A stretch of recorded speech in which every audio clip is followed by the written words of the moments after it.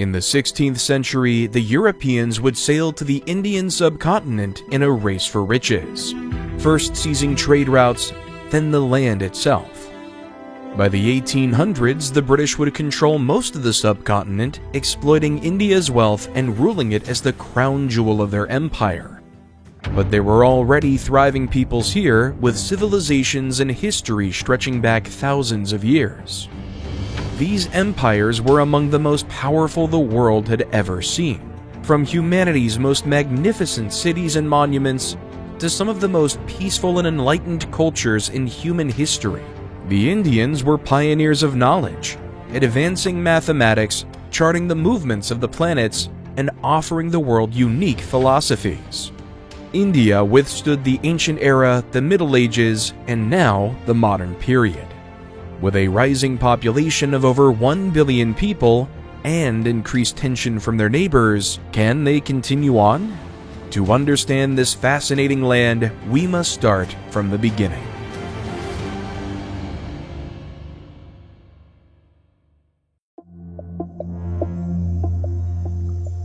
For many scholars, it begins with a history of Adivasi. The Adivasi are the ancient native peoples of India who had lived on the subcontinent for anywhere up to 30,000 years. These tribes inhabited India as nomads and semi-nomad long before anyone else. They left behind very little archaeological evidence, and what history they have survived orally in their modern descendants. Then came the first major settled civilization in India, the Indus River Valley Civilization.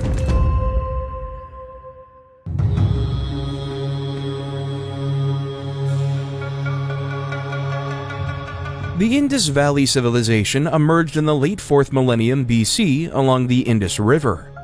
They were one of the first great urban societies on the planet. But despite existing at the same time as other civilizations in Mesopotamia, Egypt, and China, comparatively little is known about them.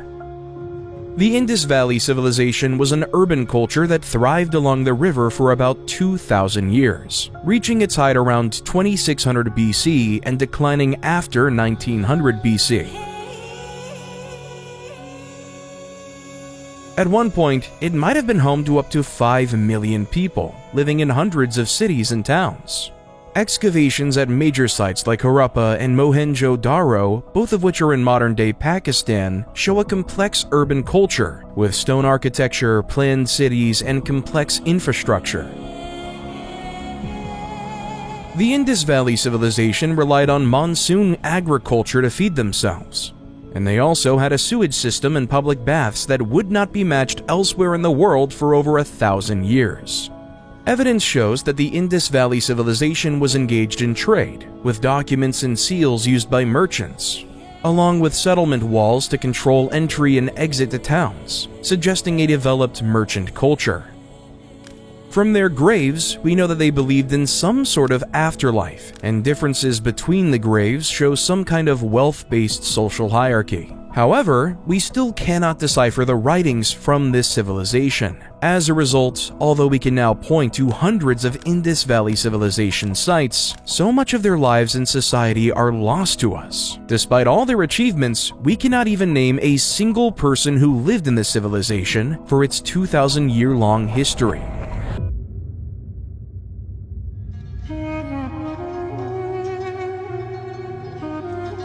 What caused the fall of the Indus Valley Civilization? Firstly, the Indus Valley Civilization didn't fall at a single decisive moment. It appears to have gradually petered out over centuries between about 1900 BC and 1300 BC. The most likely explanation is climate. After 1800 BC, the climate of the Indus region became cooler and drier, which affected the monsoons and made it harder to practice the agriculture needed for these large cities. Earthquakes also caused the course of the Indus River to shift westward over time, which deprived cities of their vital water source. Their cities declined, but the Indus Valley people themselves didn't necessarily die with them. Most scholars believe the Indus people migrated southeast deeper into the subcontinent. One theory holds that the Dravidian language family, which is spoken mostly in southeast India and includes Telugu, Tamil, and Kannada, originally came from these Indus Valley migrants.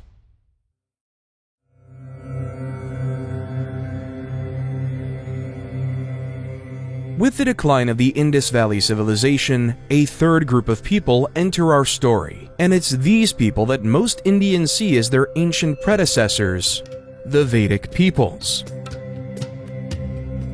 The Vedic people appear to have hailed from Central Asia and began migrating into northwestern India in around 1500 BC. They called themselves Arya and are sometimes called the Indo-Aryans. Initially, they were nomadic peoples, but over time they settled in India in villages and small towns. By 1200 BC, the Vedic peoples had crossed the Ganges River and began penetrating deeper into central and eastern India.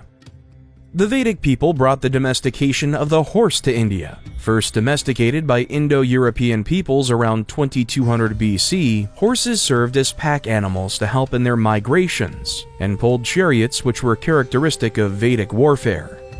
They also brought their own language in Vedic Sanskrit. The Vedas are a collection of dense, complicated, and beloved religious texts that are still in use today.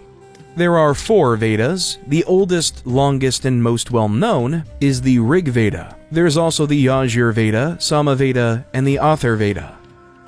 The Vedas were the earliest sacred texts of India, composed around 1500 BC, forming the foundation of Indian philosophy, ritual, and spiritual thought.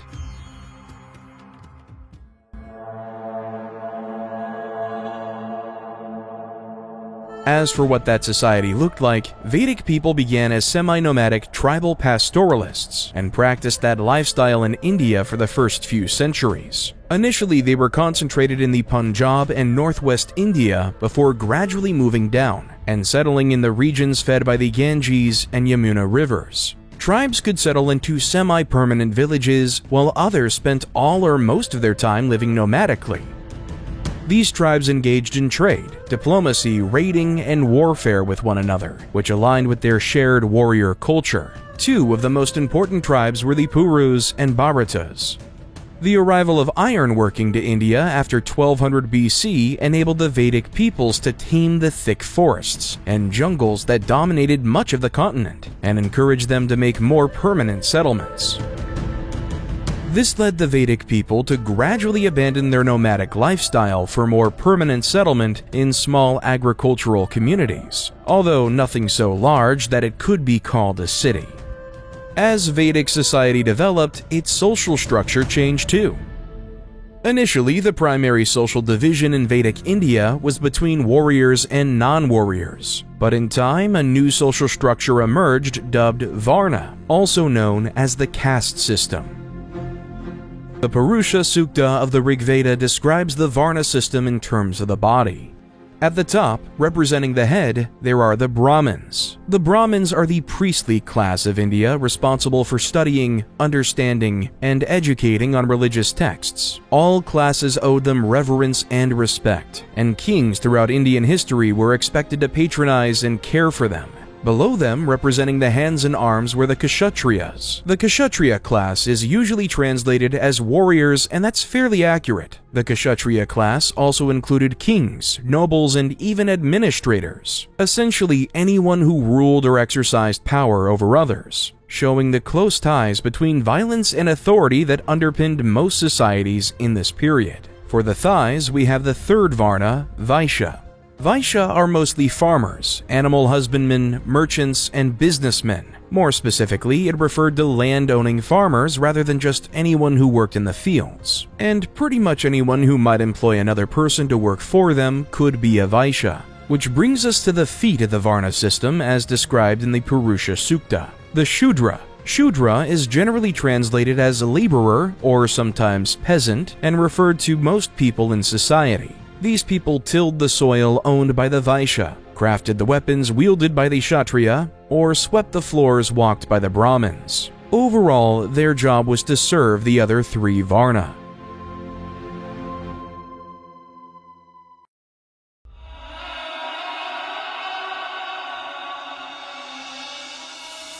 Further south, the Deccan Plateau saw its share of cultures known only from archaeological remains. For example, the Jorwe culture in modern-day Maharashtra lasted for some 700 years, between 1400 and 700 BC. One peculiarity about Jorwe culture is that they seem to have been fascinated with cutting bits off people. Almost every discovered body had their feet cut off before being buried, and multiple artifacts show Jorwe gods as being headless. Archaeologists are still puzzled as to what these things mean. Although the legacy of these people isn't as obvious and their stories have been lost, they are every bit a part of the history of India as the Vedic peoples they lived alongside.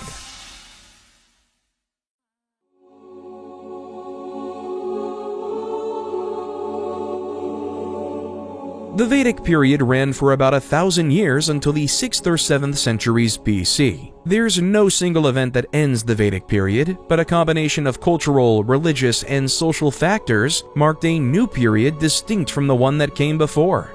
From around 700 to 600 BC, cities began to form in large numbers for the first time since the days of the Indus Valley civilization.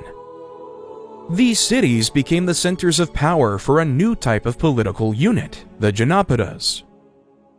Janapadas were essentially city-states or townships, and over time they were consolidated into larger Mahajanapadas, which might be considered kingdoms or even minor empires.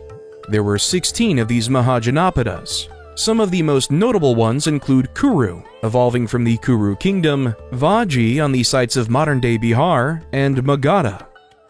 More importantly, these cities provided a place for new intellectual, cultural, and spiritual developments that would transform India. This period is known for the birth of several of the world's oldest and most important religions.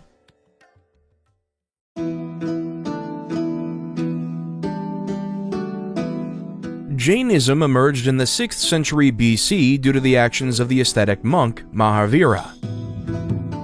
Mahavira was a prince in eastern India who left his life of luxury behind at age 30 to pursue the harsh ascetic life. After 12 years of meditation and reflection, he achieved what Jains call Kevala Jnana, a sort of transcendence or omniscience. In doing so, he became a Tirthankara, one who was created a way to transcend the endless cycle of birth, death, and rebirth known as samsara. According to Jain tradition, he amassed some 50,000 followers before his death in the 520s BC. Jainism continued to find adherents across India and still has millions of followers today.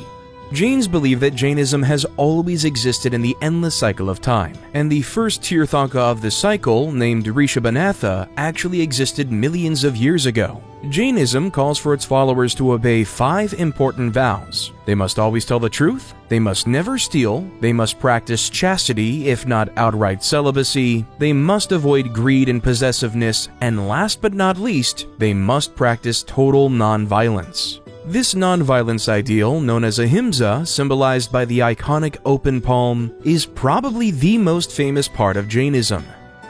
Jains and non-Jains have used its ideas, especially that of non-violence, to shape Indian history ever since.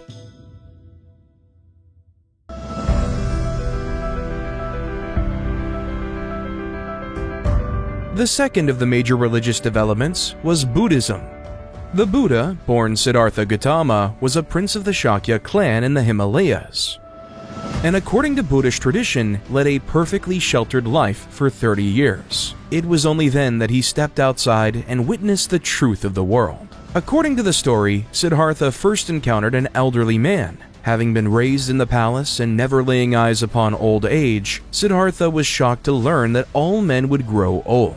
Next, he encountered a sick man and learned that all men were vulnerable to disease and pain. Last, Siddhartha laid his eyes upon a dead body and learned that all men would eventually die. These experiences shattered Siddhartha's sheltered delusions and made him realize that suffering was inevitable in life. However, when he saw an ascetic monk, he learned that one could live a virtuous life and potentially escape the seemingly endless suffering of life. Siddhartha became an ascetic and embarked on a spiritual journey. He attempted several methods towards enlightenment before deciding to sit underneath a Bodhi tree in modern-day Bihar and meditate for 49 days. By doing so, the Buddha achieved nirvana, the complete elimination of desire that untethered him from the endless cycle of samsara. The Buddha spent the rest of his life traveling and preaching his philosophy. So what did the Buddha actually preach? The Four Noble Truths are the basis of the Buddhist religion. There is suffering, this suffering has a cause, this suffering has an end, and the way to teach that end is the Eightfold Path. The Eightfold Path is the basic rules of conduct that all Buddhists should follow. Those being right view, right intention, right speech, right action, right livelihood, right effort, right mindfulness, and right concentration. He called for Buddhists to walk the middle path between extreme indulgence and extreme restraint, which was much more reasonable for the average person than life as a total ascetic. Emerging from the same culture and time period, Buddhism shares much with Jain and later Hindu beliefs. The concepts of karma and reincarnation are shared among all of them, and Buddhism also shares Jainism's strict rejection of violence. Buddhism is one of the oldest continuously practiced religions and still has millions of adherents. While it would shape Indian history over the coming centuries and remains highly respected in India, over time it would migrate out of the subcontinent and almost die in its birthplace, while finding a new lease of life in East and Southeast Asia.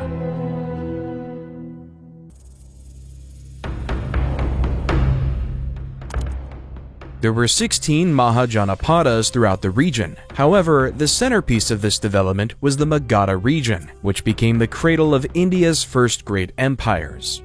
King of Magadha, Bimbisara, started the Haryana dynasty in 454 BC after annexing the kingdom of Anga, one of the other Mahajanapadas. There were a few reasons why the Magadha region was so productive for empires. Firstly, the environment was perfect for rice agriculture. This meant large food surpluses for non-farming occupations like blacksmiths and merchants. And stable farming meant a stable tax base for local rulers. Taxes and extra food meant that Magadha could raise larger armies than their rivals. The region also had good access to iron for tools and weaponry for that army. And the area was home to elephants, which were a prominent feature of Indian warfare. Bimbisara was known as a wise and ambitious king, who had even met Prince Siddhartha before he became the Buddha, becoming one of his greatest supporters after the Buddha attained enlightenment.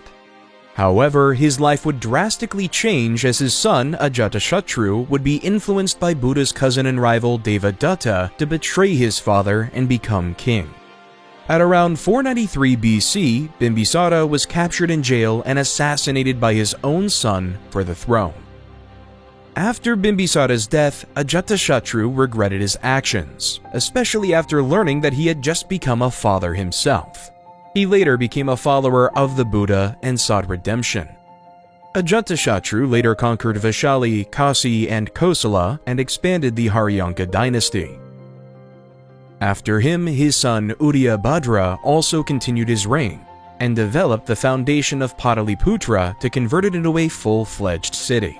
After Udyabhadra, more rulers ruled after the Haryanka dynasty. The last ruler, Nagarasaka, took the throne after murdering his father and ruled for 24 years until 413 BC, when the people of Magadha revolted against the Haryanka dynasty's rule and Shishunaga was placed on the throne.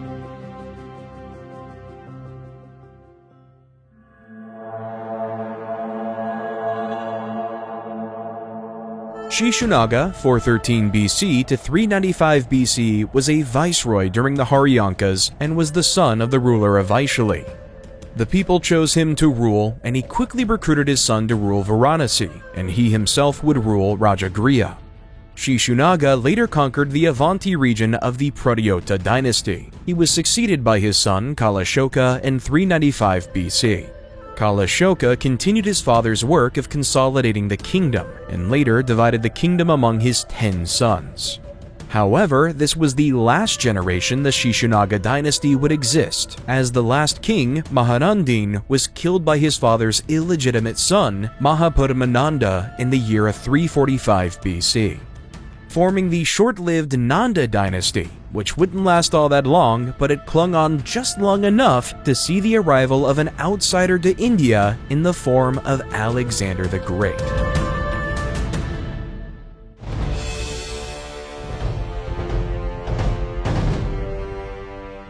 Alexander the Great entered India in 326 BC after conquering the Persian Empire.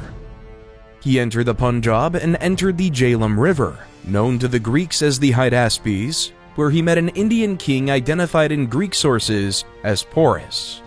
In May 326 BC, Porus marched his armies to meet Alexander at the Hydaspes. In the resulting battle, Porus's men fought well, but Alexander's forces proved more capable and managed to encircle and slaughter most of his army. Porus himself was injured and ultimately captured.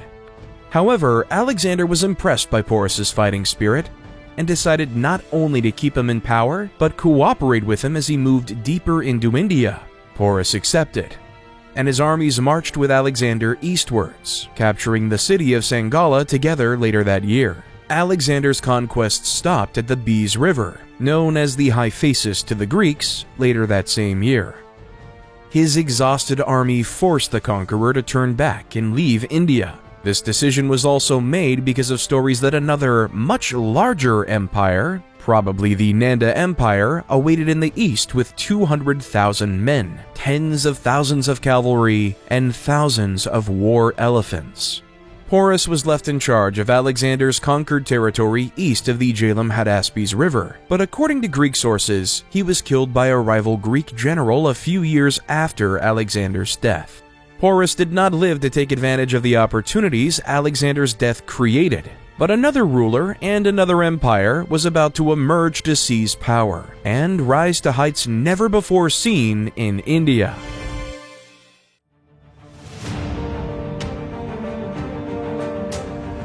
In 320 BC, the Nanda Empire was overthrown by an ambitious man named Chandragupta Maurya. Sources disagree on Chandragupta's origins. Some describe him as the son of the previous king, while others suggest he was from a family of peacock farmers. We also don't know how exactly he overthrew the Nanda, although some sources credit his advisor and spy master Kautala for helping him do so.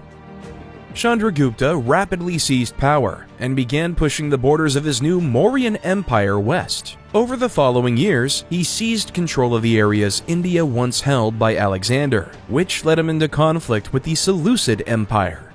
This confrontation between one of India's greatest empires and the largest of Alexander's successors is one of history's great lost wars. It's mentioned offhandedly by a few Greek authors, but we don't know anything about how it played out. What we do know is that Chandragupta won and took all of the territory Alexander had conquered in the Indus Valley and into Afghanistan. And in exchange, he gave 500 war elephants to his Greek foes, and probably married one of Emperor Seleucus's daughters. This encounter with the Greeks led to a visit by the Seleucid ambassador Megasthenes, who gives us the only real account of Chandragupta's capital city at Pataliputra. Megasthenes tells us that the grand city was surrounded by 21 miles of walls, with almost 600 towers and 60 gates. He describes the high position of Brahmins in Chandragupta's court, and his system of food distribution where farmers gave a quarter of their crop to the state, which Chandragupta could use to feed his armies. What we do know is that Chandragupta and his son, Bindusara, pushed the borders of the empire to almost the entirety of India. By doing so, the Mauryan Empire became the first state to unify most of India under a single power. The only regions that weren't conquered were the Kalinga region, modern-day Odisha, and some parts of northern Andhra Pradesh.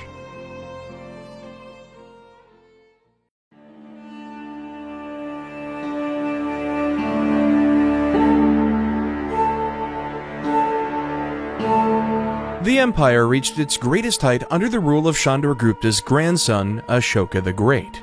Ashoka began his reign by playing to the military might of the Mauryan Empire. He led a campaign against the state of Kalinga in the east, that supposedly led to the deaths of almost 250,000 people. Seeing this destruction changed Ashoka. He was horrified at the bloodshed and his own role in it. And after 261 BC, he swore off war altogether and dedicated himself absolutely to Buddhism and the ideals of nonviolence. This brought an end to the Mauryan conquest phase, and Ashoka spent the rest of his reign regretting his past violence and working to be a devout Buddhist ruler. Ashoka raised pillars inscribed with his edicts across his empire, which provide us with a wealth of information on his reign. Of course, these edicts trumpet his achievements, but he also uses them to confess his past sins and explain how he will atone for them. He describes establishing hospitals and wells for the common people and patronizing Buddhist temples. In one inscription, he describes how he ordered banyan trees to be planted along the roads so travelers could have shade. He also made a pilgrimage to the Bodhi tree and ordered the first temples to be built where the Mahabodhi temple now stands. Ashoka is one of the most popular Indian historical figures, and it's easy to see why. Not only was he a good ruler who provided for his people, but he was a good person who recognized his own mistakes and dedicated his life to correcting them. Ashoka would have 4 official sons and 1 daughter from his multiple wives. His first son would become a Buddhist monk, revoking his right to the throne, so his second son, Kunala, became the crowned prince. However, one of Ashoka's wives, Queen Tishiraksha, had become jealous of Kunala's influence and intelligence, secretly plotting to have him blinded. One day, the queen forged a royal order from Ashoka instructing officials in Takshashila to blind the prince. Soon after, the prince's eyes were gouged out, disqualifying him from becoming king as he couldn't lead an army anymore. The son of Kunala and grandson of Ashoka, Samprati, was considered the next successor. However, he was just a baby. King Ashoka the Great died in 232 BC, but Samprati was still too young, leaving Ashoka's other grandson Dasharatha Maurya to take the throne from 232 to 224 BC. After the death of Dasharatha, Samprati took the throne of the Maurya dynasty from 224 BC to 215 BC. However, since the death of Ashoka, the empire had become much weaker due to its large size and its non-violence policy. After Samprati's death, 4 more emperors ruled the Mauryan Empire. Around 185 BC, the last emperor was assassinated by Pushyamitra Shunga, one of his own generals who went on to establish the Shunga Empire. What remained of the Mauryan Empire fragmented, and no empire would unify most of India again for centuries.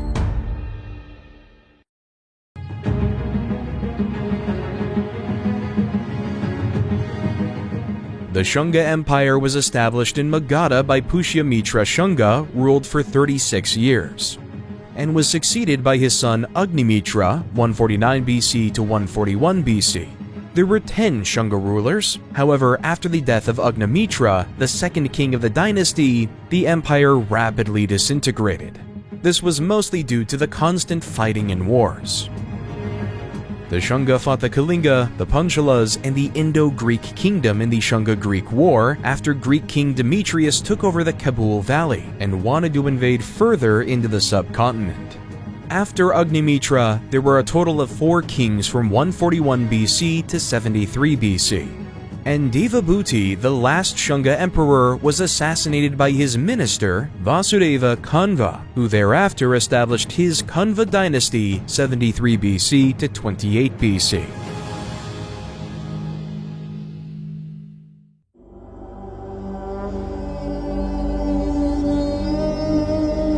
The 500 years following the collapse of the Mauryan Empire in 185 BC has been described as a dark age.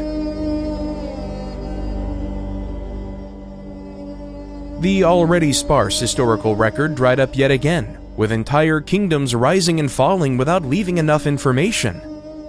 What we do have doesn't paint a rosy picture. India split into numerous small kingdoms once again and faced waves of foreign incursions. The first of these came within a few years of the Mauryan collapse, when Greek invaders from the Central Asian kingdom of Bactria conquered much of northern India. and even sacked the old Mauryan capital of Pataliputra. The Greeks withdrew after a while, but after them, waves of Scythians known as the Saka invaded, conquering much of northwest India and modern Pakistan before they were conquered themselves by yet another Central Asian migratory group, the Ujai. The Yuezhi later founded the Kushan Kingdom, one of the most powerful contemporary dynasties with the help of Kujula Kadphises in 25 AD along with the Satavahana Empire. The Kushan Kingdom dominated modern-day Pakistan, Punjab, and Afghanistan, but despite their foreign origins, they proved quite beneficial to native Indian culture. Their emperors were patrons, and eventually converts to Hinduism, and they grew rich and powerful from the Indian Ocean trade going through their ports. The Kushan Empire probably became the first major Indian state to meet a Chinese army on the battlefield, with the forces of Emperor Kanishka encountering the army of General Pan Chao somewhere in Central Asia, which Kanishka apparently lost and was forced to pay tribute to the Chinese emperor.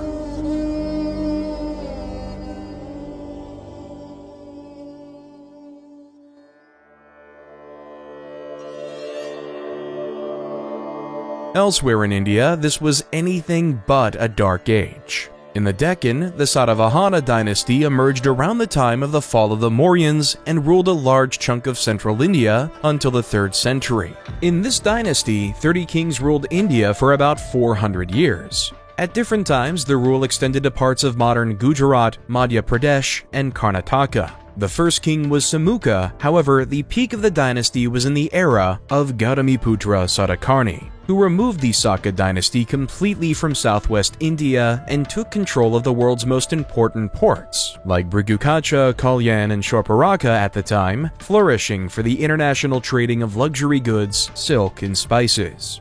According to the Roman author Pliny, the Satavahanas could muster an army of 100,000 men, which they used in prolonged warfare with invading Scythians.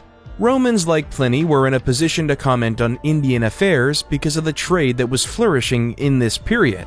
According to the geographer Strabo, over 100 Roman ships headed to India at the turn of the millennium, and this trade only increased under subsequent emperors. Coins from numerous Roman emperors, including Trajan and Marcus Aurelius, have been found across India, and Roman sources speak of pepper, pearls, and other treasures brought into the empire from their Indian trading partners. India's connections also went east, especially to China. On top of the trade that flourished through Central Asian routes, travelers were moving through this period, especially Buddhist monks who brought the faith to China in these centuries. Meanwhile, in Southeast Asia, Indian pottery, textiles, and coins from this period have been found in cities, and even tombs from Malaysia to Thailand. Clearly, the rest of the world didn't think India was in some sort of dark age, and India became an important trade partner, an intermediary with much of the world, with huge amounts of wealth and people flowing into and through the subcontinent.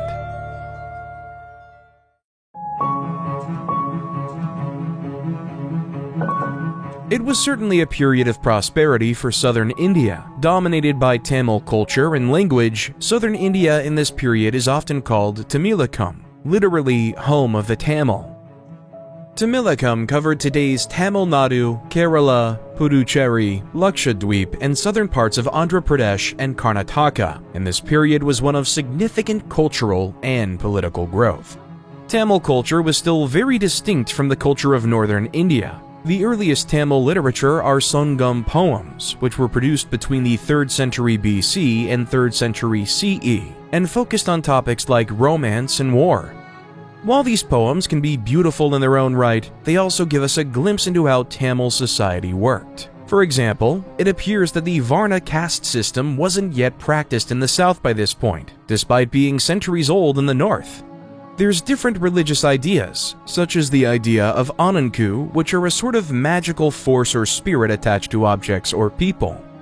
Gender relations were also quite different, with women being more visible and having a greater variety of jobs.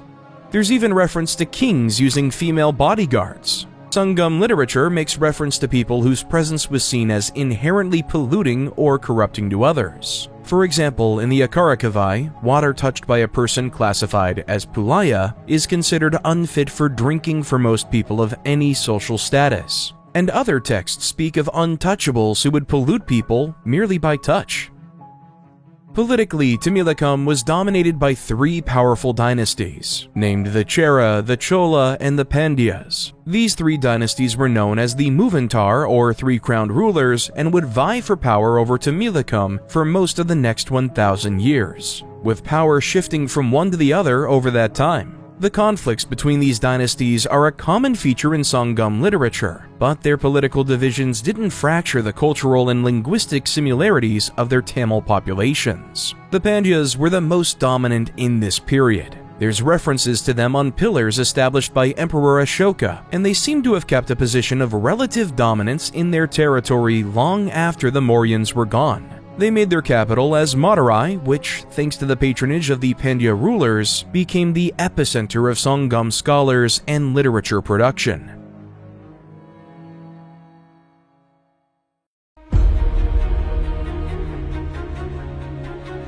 Meanwhile, after the fall of the Satavahanas, the Deccan came under the rule of the Vakatikas. Ruling from around the 3rd to the 6th century, the Vakatikas were a very traditionalist dynasty. Their rulers regularly invoked ancient ideas and performed old Vedic rituals to legitimize their kingship. For example, the second Vakataka king, Pravarasena, performed the Ashvamedha horse sacrifice at least 4 times during his reign. A later king, Prithivishena, prided himself on his wisdom and sound judgment as a ruler. Probably the most famous legacy of the Vakatikas are the Ajanta caves.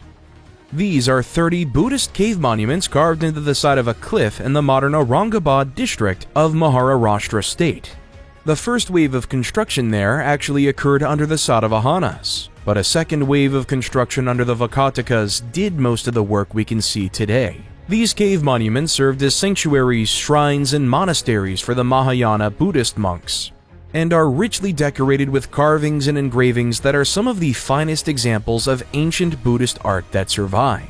The Vakatikas probably also started work on the Ellora caves in the same region, which are a similarly impressive collection of Buddhist holy sites cut into the side of a cliff, although construction there continued for centuries after the Vakatikas were gone. Clearly, the Vakataka dynasty was powerful and important, which eventually earned them marriage alliances with the greatest power of classical India, the Guptas.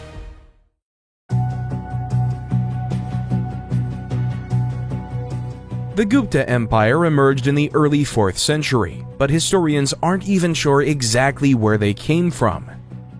What we do know is that starting in the 4th century, they extended their control over the majority of northern and eastern India, and wielded significant influence beyond those borders. The Guptas pioneered a model of imperial power that saw emperors exercising direct control over the empire's core regions, while allowing regional rulers a lot of freedom so long as they swore loyalty to the center. The third Gupta ruler, named Chandragupta I, no relation to Chandragupta Maurya, laid the foundations of their empire and took up the Gupta imperial title of Maharajadhiraj, which elevated him above all others. Regional governors oversaw provinces known as deshas, or buktis, and some of these governors claimed titles once reserved for royalty, like Maharaja. In a land as large and diverse as India, this approach to ruling was much better suited than a top-down approach like that of the Romans. His son, Samudragupta, expanded the empire further, leading conquests into the upper Ganga Valley, and even conquering the ancient Magadha imperial capital of Pataliputra. Inscriptions name a long list of kings that he subdued through battle, but Indian historical records being as thin as they are, historians can't agree on who many of these kings were, or what areas exactly the Guptas controlled. Later rulers like Chandragupta II continued these conquests into Bengal and the Punjab, and it was the Guptas who finally defeated the Saka Scythians and drove them out of their Indian territory in the northwest. We do know that not every area was taken by arms. For example, some of the rulers of Assam chose to bend the knee peacefully and stayed in power while giving tribute to the Guptas. The Guptas never controlled the Deccan or southern India, but they did have strong relations with the Vakatikas through marriage, and sources indicate that rulers as far as Sri Lanka, while not under Gupta control, acknowledged them as the supreme power in the region.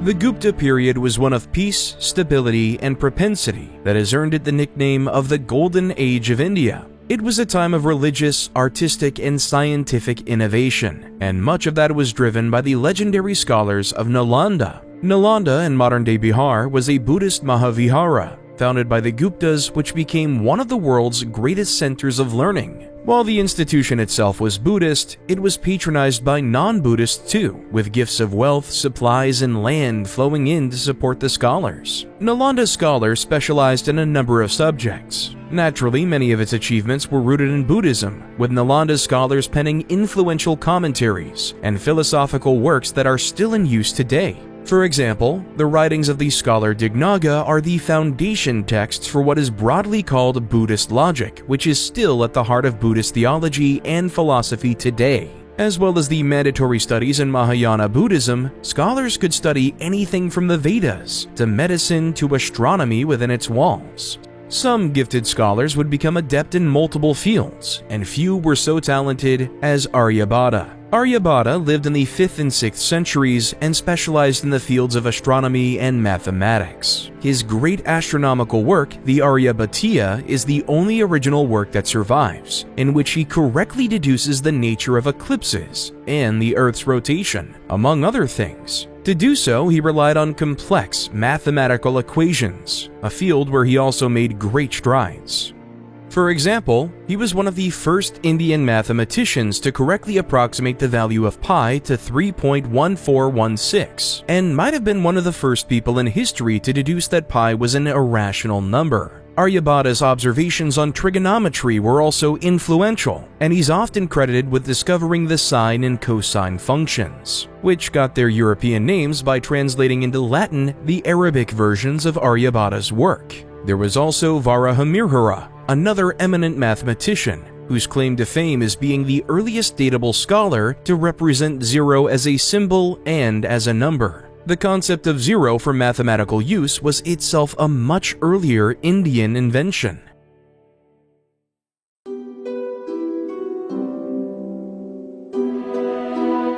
The Guptas were also the first major empire in history with Hinduism as their main religion. Hinduism is the world's oldest living religion, originating over 3,000 years ago from the Vedas.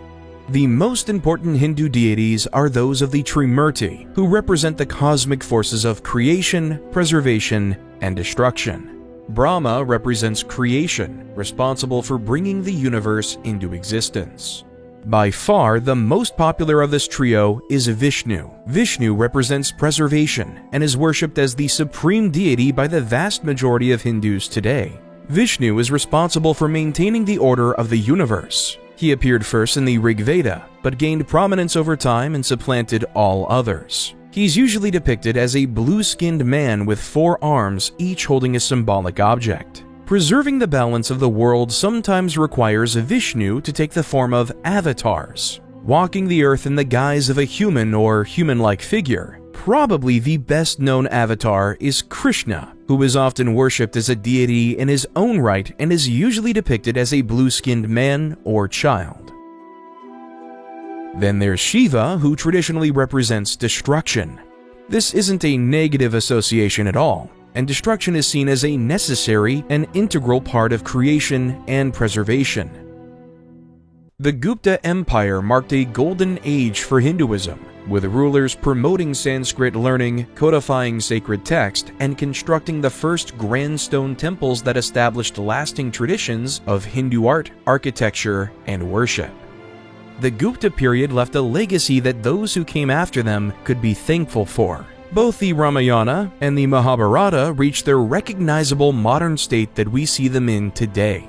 They were originally written in Sanskrit, but have since been translated into almost every language on Earth. These stories are massive. They're several times longer than the combined works of Homer, and longer even than the Bible and Quran combined. Everyone in India will know some of the stories and characters from these works. And they're some of the most important cultural ties that all of India share. The Mahabharata tells the story of a great war between 2 families, the Kauravas and Pandavas. Our heroes, the Pandava brothers, lose their kingdoms to their cousins the Kauravas in a dice game. and after being forced to wander the wilderness for 13 years, they returned to wage an epic war to reclaim their rightful heritage. This conflict, known as the Kurukshetra War, pits heroes against heroes on both sides. The standout character of the text is Arjuna. Arjuna is a gifted warrior who wields a divine bow and is almost unmatched on the battlefield. Arjuna is capable of many incredible feats. For instance, in one passage, he slays the warrior Jayadratha by shooting him so hard that the arrow decapitates him, carries the head over a mountain back to Jayadratha's home, and lands in his father's lap while he's praying. The sight of his son's head in his lap is too much to bear, and Jayadratha's father's own head explodes in shock. We could spend 10 videos narrating the events of the Mahabharata and still not cover everything. Some in India believe those events are also historical, as artifacts from the relevant period are found in those locations.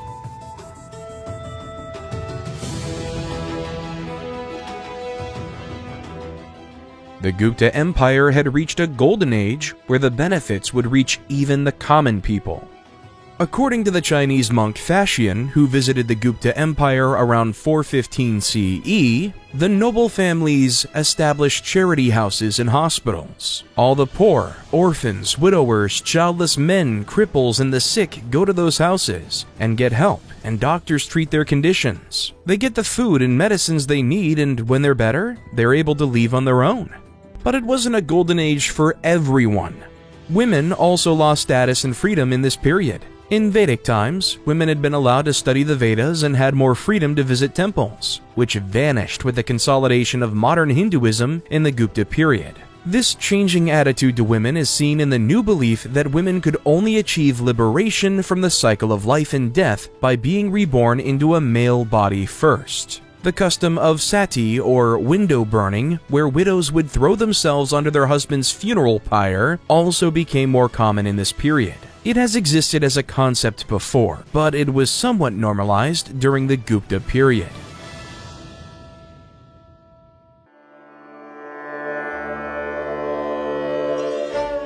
Speaking of women and gender relations, one of the most famous Indian texts was written in this period, a sutra or manual on courtship, relationships, and lovemaking known as the Kamasutra. Today, the name Kamasutra is automatically associated with the sections of the work dealing with sexual intercourse. While the text does deal with that topic, most of the text isn't about sex, but more about relationships and social expectations. As a result, it's an incredibly valuable source of information for family and married life. The Kama Sutra spends much more time discussing the ordinary domestic duties of spouses than it does on the conjugal ones. The Kama Sutra calls for wives to be obedient servants, to keep their house clean and presentable, and to be a good host when her husband brings guests over. It outlines the modesty expected from women when their husbands are away, and the chastity demanded from widows. All of these align with the more controlled role of women that emerged in this period.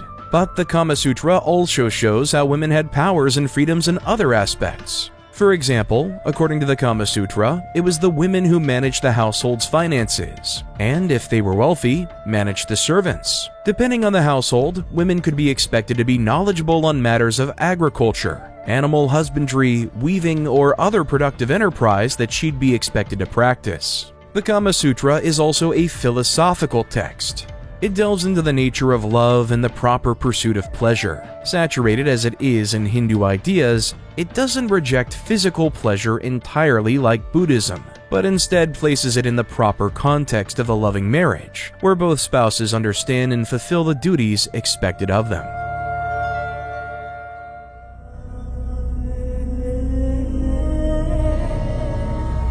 Like so many other empires, there was no single moment where it all came to an end. The collapse of the Gupta Empire played out over several decades as shifting social order strained the now centuries-old structures the empire rested upon.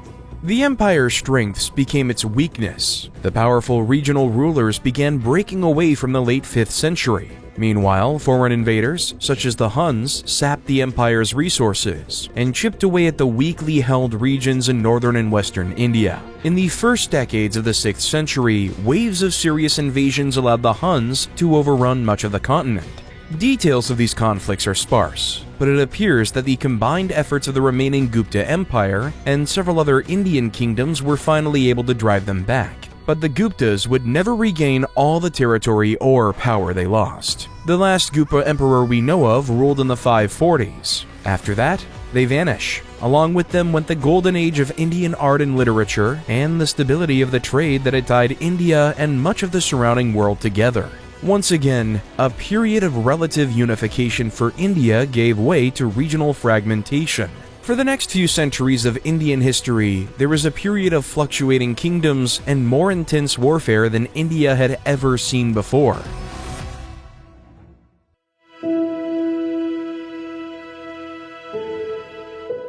First on the list of post-Gupta Indian empires was that of the Pushyabhuti. The Pushyabhuti established themselves in Punjab and extended their influence to much of northern India. Its first three kings were nothing notable, but it's the fourth king, Harsha, who really mattered. Harsha came to power at just 16 following the betrayal and murder of his elder brother and brother-in-law by an alliance of rival kings. Harsha narrowly saved his sister from committing sati on the pyre of her dead husband, and went on to subdue the neighboring kings and republics from Punjab to central India. He was a talented military leader, but Harsha was even more adept at peaceful governance. According to our sources, he was tolerant of Hindus and Buddhists, patronizing Brahmins and Buddhist monks alike. And he spent time every day studying his religious texts. He was something of an itinerant emperor who preferred to be traveling around his kingdom listening to his subjects, and dealing with regional issues hands-on than lazing around in a palace. As well as being a patron of the arts, Harsha was also said to have written at least 3 plays himself. One, a religious biography of a Buddhist monk, and the other 2, romantic comedies. He was also said to be a talented lute player. The reason we know so much about Harsha is largely thanks to his biographer, Banabhatta, who penned India's oldest surviving biography about his royal patron.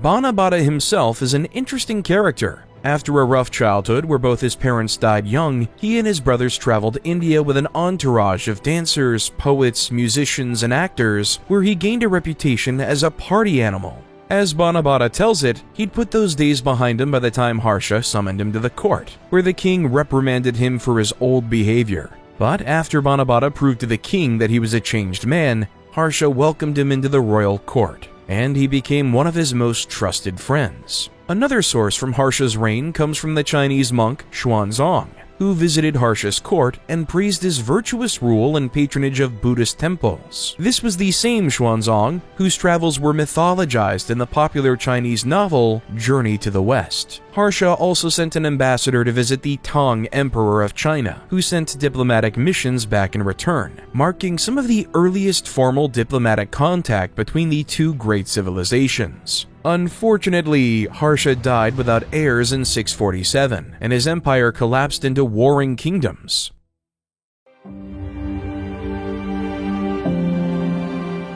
The other noteworthy post-Gupta state was the Chalukya Empire of the Deccan. Formed in the mid-6th century as Gupta power collapsed, the Chalukyas ruled out of Badami and have earned a reputation as powerful warrior kings. Much of their fame owes to one man, Pulakeshin II. Pulakeshin was only a child when his father died in 592, so power was wielded by his uncle Mangalisha. Our sources are ambiguous on the details, but it seems that Mangalisha tried to seize the throne from his nephew. When the young Pulakeshin came of age, he appears to have waged a civil war against his uncle, and ultimately defeated him to claim his rightful throne by 610. What followed was the reign of one of India's greatest military leaders. After suppressing rebellions that had broken out during the struggle with his uncle, Pulakeshin defeated numerous kingdoms in the Karnataka region and made inroads to the north, east, south, and to the western coast. In 619, Pulakeshin personally led an army north to wage war with King Harsha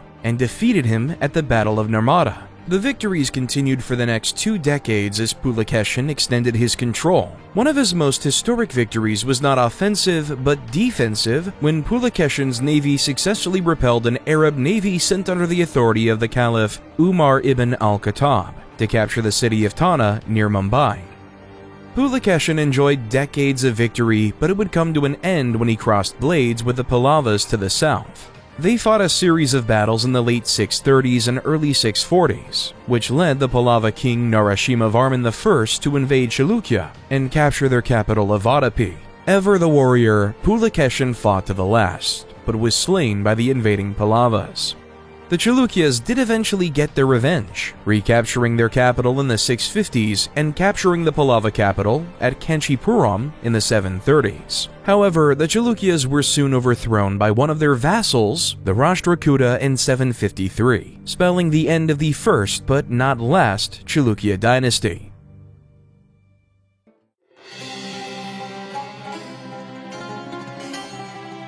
Pulakeshin's battle with the forces of Caliph Umar ibn al-Khattab marked the first major encounter between Islamic and Indian powers, beginning the story of a long and complicated relationship between Islam and India. Islam burst onto the scene in the early 7th century, and Muslims swiftly established their control from North Africa to Persia. They toppled the Sultanate Empire, which put them on the border of what were then considered Indian kingdoms in modern Afghanistan and Pakistan.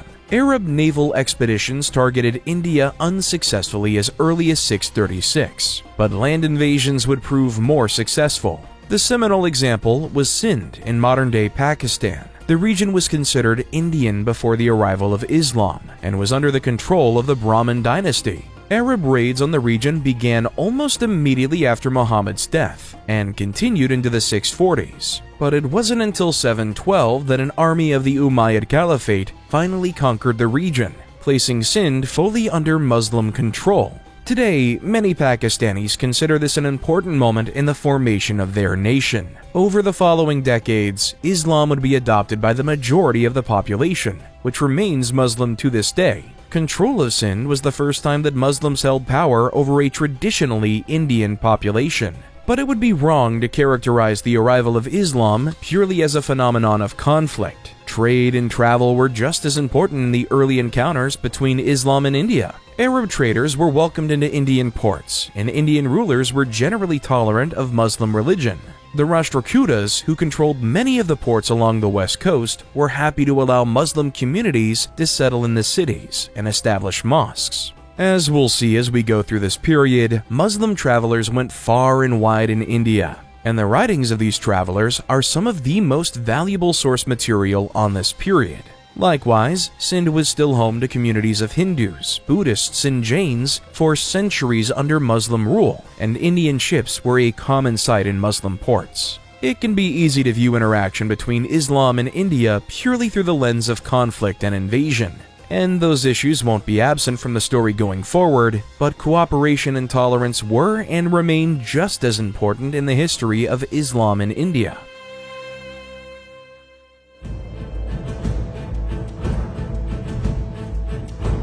Northern India had long been home to powerful empires, and in the vacuum left behind by the Guptas, 3 empires emerged who became locked in a series of conflicts for control of northern India and the historic city of Kannauj, known as the Tripartite Struggle, or the Kannauj Triangle Wars. These empires were those of the Pallavas, the Pratiharas, and the Rashtrakutas. All 3 empires emerged in the 750s and were well established in their own core regions. The Pratiharas were based in Gujarat and Rajasthan and made a name for themselves defending against Muslim incursions for Sindh. One Arab chronicler speaking of the Pratihara emperor Mihira Bhoja wrote that, "Among the princes of India, there is no greater foe of Islam than he."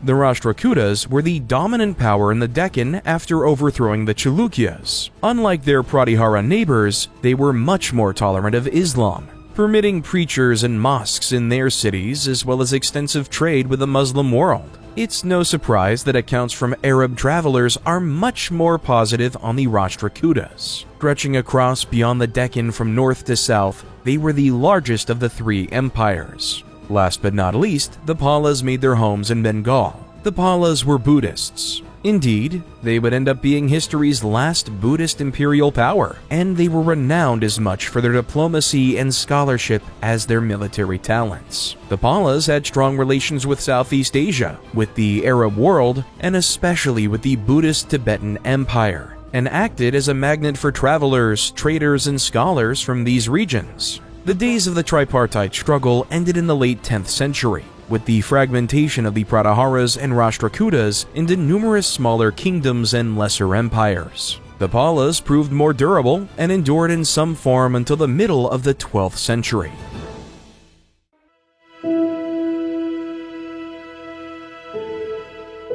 In Tamil country, the Pallavas dominated for much of the second half of the first millennium, but in the end, the old Muvantar dynasties reasserted themselves, and this time it was the Cholas' turn to rule. The Chola Empire was founded by King Vijayalaya, who rebelled against his Pallava overlords, captured the Pallava capital of Kanchi, and overthrew the dynasty in 893. Over the following centuries, the Cholas united more of southern India under the same banner than any power before them, but they also expanded their empire beyond India, becoming one of the only Indian powers to build a foreign empire. Under King Rajaraja I, the Chola conquered northern Sri Lanka and the Maldives, but it was his son Rajendra I who saw the greatest expansion. Rajendra completed the conquest of the rest of Sri Lanka and then went east, conquering territory in the Malay archipelago, Sumatra, and even Thailand. In 1022, one of Rajendra's generals led another expedition across the mainland into Bengal,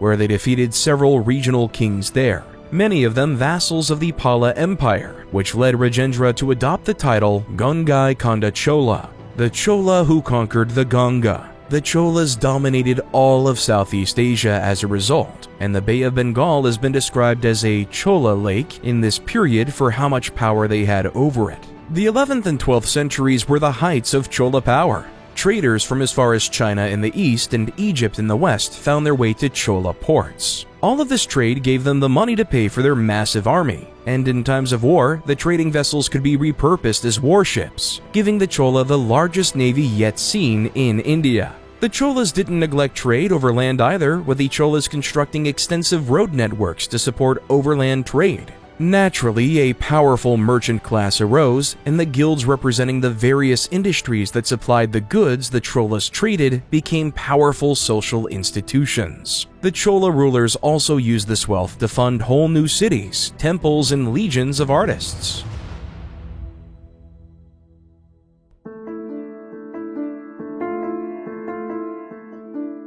Clearly, early medieval India was a place of political change, with kingdoms and empires rising and falling constantly. However, despite this political division, it's clear that India was developing a set of common beliefs, practices, behaviors, and ideas that were shared across the political divisions. Firstly, power and politics behaved much in the same way in the various kingdoms. All of the empires were organized around a central monarch, who claimed similar titles like Maharaja, and a warrior nobility who presided over regions governed by largely autonomous local rulers, who swore loyalty to the emperor. Power was generally hereditary from father to son, although there were some exceptions. For example, the first Pala ruler, named Gopala, was elected by his fellow nobles, while in the Rashtrakuta Empire, it was not uncommon for elder sons to be passed over for inheritance if younger sons demonstrated superior leadership qualities.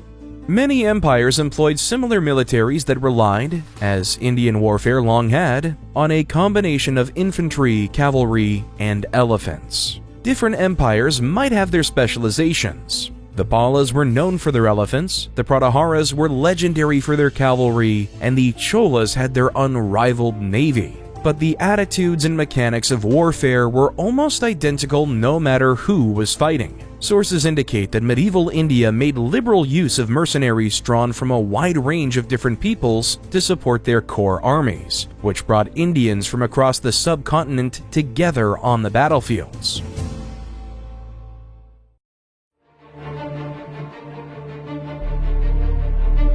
As the medieval age rolled on, Islamic powers began encroaching into India. For most of the next 1,000 years, much of India would come to be ruled by Muslims. The Muslim Ghaznavid Empire was one of the first in this line. In 1001, its ruler Mahmud Ghazni swore to wage jihad against India every year of his life to subdue the Hindu kings. Marching out from his territory in Afghanistan, Ghazni defeated the Hindu ruler of Kabul, Jayapala, and swiftly moved through modern-day Pakistan, capturing Lahore in 1021 and reaching India by 1030. Although Ghazni's conquests would mostly slip away after his death, The Ghurids were the next major power, overthrowing the ailing Ghaznavids in 1186, and launching a full invasion of India in 1191 under Muhammad of Ghor. Over the following years, Muhammad's forces conquered the Ganga Valley, reaching as far as Lower Bengal in 1203. His conquests in India might have continued had he not been distracted by conflicts in Central Asia in the last years of his reign. After successfully quelling them, Muhammad was returning to Delhi via Pakistan, when he was assassinated near modern-day Sahawa while conducting evening prayers. In the chaos, one of his generals and a former slave named Qutb-ud-Din Aibak established himself as a sultan in Delhi, starting the age of one of India's great Muslim powers, the Delhi Sultanate.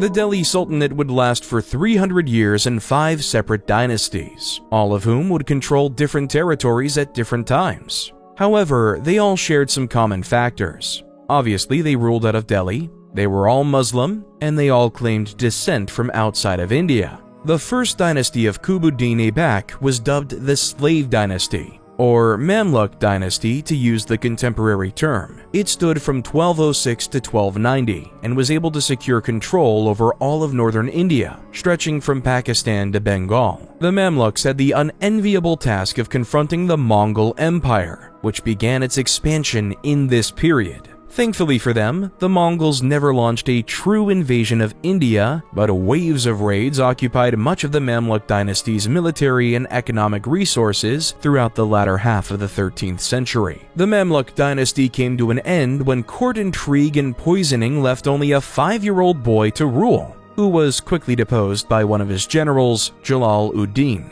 His Khilji dynasty would only last for 30 years. But it has the distinction of having one of the worst rulers in Indian history. Jalal-ud-Din's nephew, Al-Din, was about as awful as a person could be. While still serving under his uncle, Al-Din took an army of several thousand men south into the Deccan and told the local rulers that he was fleeing his uncle's court for fear of persecution. The ruler of Daulatabad opened his gates to him, only for Al-Din to immediately sack the city and carry off its loot. Al-Din then sent a message to his uncle inviting him to come and celebrate the victory, which Jalal-ud-Din did, only for Al-Din to murder him and seize power for himself. Al-Din's rule was one of tyranny and violence. He continued to conquer and pillage cities, such as Warangal, and added new territories like Gujarat to his empire. He was paranoid and harsh, seeing enemies everywhere in his court and family, which led him to torture and execute many of them. He cracked down on Hindu temples, which earned him many enemies in his Hindu-majority empire. But he infuriated Muslims too when he admitted 30,000 Mongol Muslim converts to settle in his territory, only to massacre them down to every last woman and child. When he finally died in 1316, his sons and generals waged a brutal civil war. Eager to erase all legacy of Al-Din, the victorious general Dapalpur Ghiyath al-Din Tughlaq made sure to behead any of the remaining members of the Khilji line and establish his own Tughlaq dynasty. The Tughlaqs weren't much of an improvement though. They heavily discriminated against Hindus and staffed their top posts exclusively with Muslims, which earned them dozens of rebellions.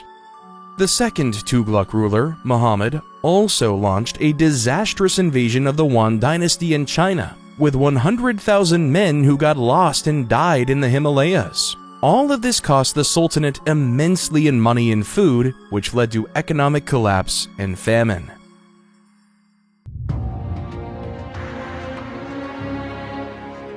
As the Tughlaq dynasty declined in the mid-14th century, regions further from Delhi began to break off. Muslim rulers in the northern Deccan broke off to form the Bahmani Sultanate, while Hindu nobles in the south formed the Vijayanagara Empire. The Bahmani symbolized the style of Muslim kingdom that had become common in India over the previous 300 years. They were ruled by a Muslim aristocracy, who maintained a tolerant policy to the Hindu population. The Bahmani were keen to welcome immigrants from the Muslim world to act as mercenaries, administrators, and scholars. These Westerners, as they were called, became a useful asset to the empire. They also employed a greater use of mobile cavalry that gave them an edge over Indian rivals, and were probably the first power to deploy gunpowder weapons on the subcontinent. Meanwhile, Vijayanagara followed in the older Hindu tradition of kingship. Both empires shared a border along the Krishna River and spent much of their history locked in open warfare and rivalry. They fought 4 major wars and numerous smaller skirmishes over their history, which the Bahmani generally won, forcing the Vijayanagara to pay tribute to them several times, although never for very long. Sometimes war went the other way, like in 1378 when the Vijayanagara seized upon the assassination of the Bahmani Sultan by a disgruntled servant to invade along the coast and capture key ports including Goa. The Bahmani got their revenge in 1398 when its armies, under Feroz Shah Bahmani, invaded Vijayanagara, besieged their capital, and forced them to pay tribute once again. Their most interesting war came in 1406 when the Vijayanagara ruler, Deva Raya, who had just won a power struggle against his brothers for the throne, was told about a daughter of a goldsmith whose beauty was without equal. Deva Raya was captivated and proposed to the girl, but she rejected him. She didn't want to marry him because, first, she was a Muslim and he was a Hindu, and second, because she knew about the practice of sati. And given that Deva Raya had just killed many of his brothers, she feared that she'd only be signing herself up to be burned when someone else deposed him in turn. Deva Raya was outraged that anyone would reject him and marched his armies north to take the girl by force. The girl and her father fled north to the Bahmani, but this didn't stop Deva Raya's pursuit, so naturally the Bahmani Sultan marched to meet him. The appropriately named War of the Goldsmith's Daughter lasted for several months until the Bahmani armies forced Deva Raya to retreat. In the resulting treaty, the Bahmani Sultan demanded one of Roya's daughters as a bride and married the goldsmith's daughter to his son. It was humiliating, but it bought a few years of peace before the two empires started killing each other again.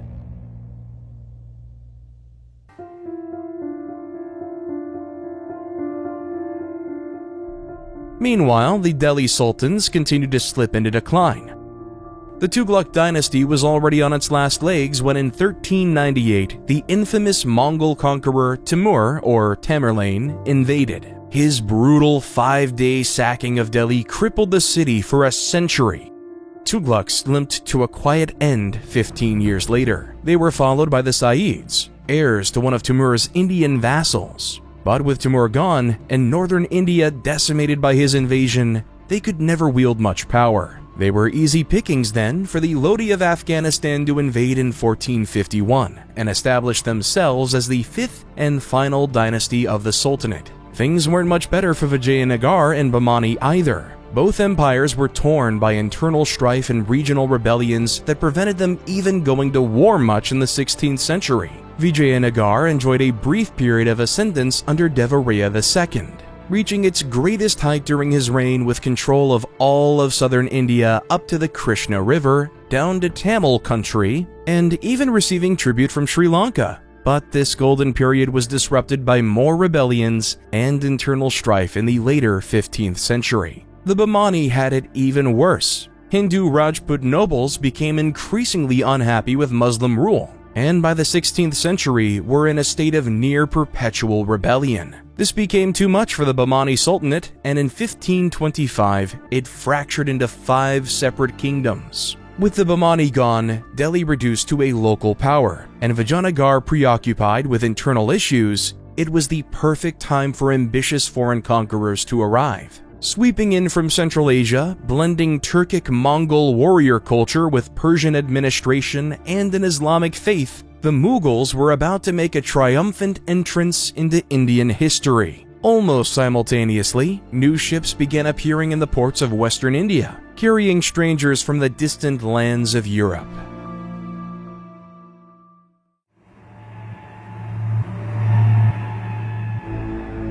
The Mughals, or Mongols, had made intermittent appearances in India since the days of Genghis Khan, and Timur was technically considered one.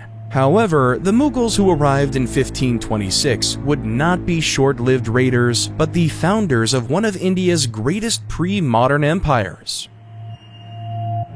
The Mughals came into India via Afghanistan under the leadership of Babur, who claimed direct descent from both Genghis Khan and Timur. With his powerful army, Babur defeated the Lodi Sultan of Delhi at the Battle of Panipat in 1526 and established himself as the ruler of northern India. Babur was a warrior but also a scholar. He was literate and wrote about his own impressions of India. He was fond of its landscape and marveled at its plants and animals, but he showed little interest in the Indians themselves. He constructed palaces that were basically enclaves of Persian culture isolated from the surrounding native Indians with whom he barely interacted. But Babur's Mughal Empire was short-lived. After his death, his empire was partitioned between his sons in the Central Asian tradition. India went to Humayun, but he was not secure in his power before the Pashtun Sher Shah Suri rebelled against him in 1540 and successfully drove the Mughals out of India. Humayun sought help from his brothers, but ultimately didn't get it and had to flee to the Safavids of Persia. The Safavids provided him an army with which he then used to defeat his brothers and claim control of their territory. In 1555, he returned to India with a new army and crushed the Delhi Sultanate at the Battle of Sirhind before reclaiming his father's territories in India. Humayun wouldn't enjoy them for long though. Barely 6 months after retaking India, Humayun tripped down the stairs of his library and hit his head, dying 3 days later. However, his death would be the beginning of a golden age for the Mughals under his young son, Akbar.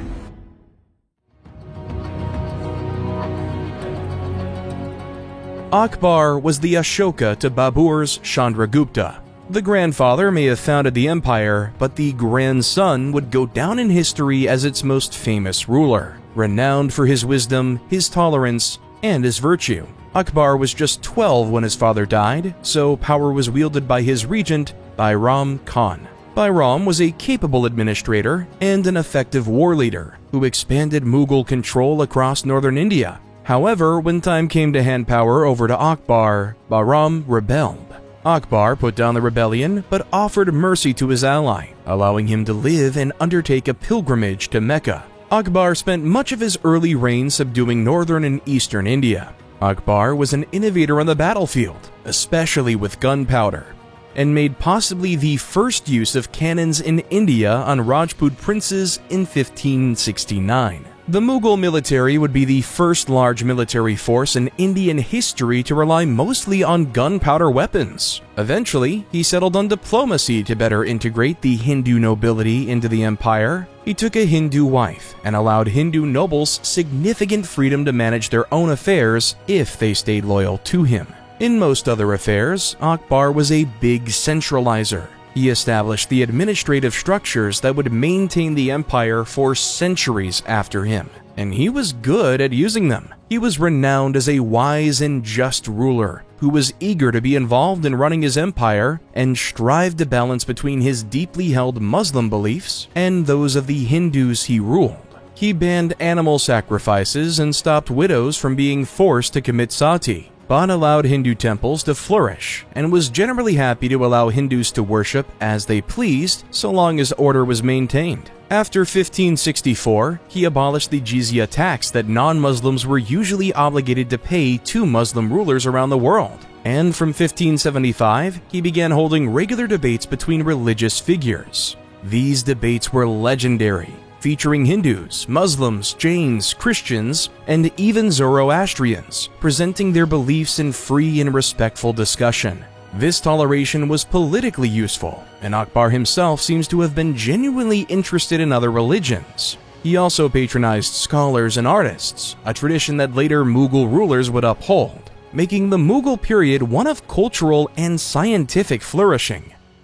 Akbar died in 1605, but he left behind a strong empire, which would stand for another quarter of a millennium.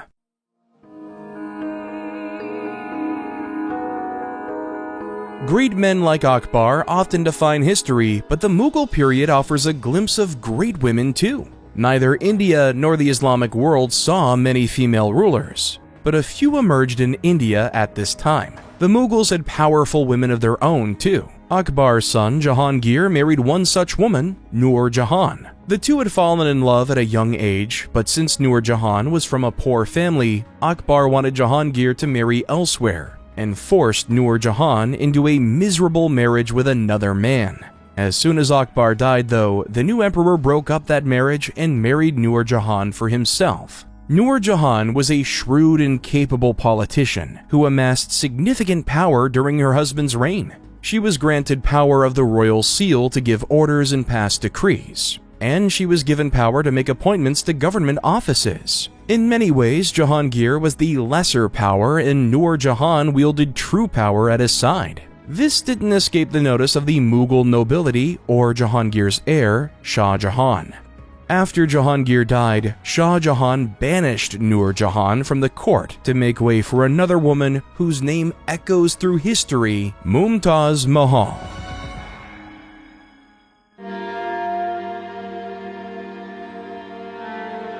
Shah Jahan and Mumtaz Mahal were another love match. They had been engaged to each other as teenagers and married when they were about 20 years old.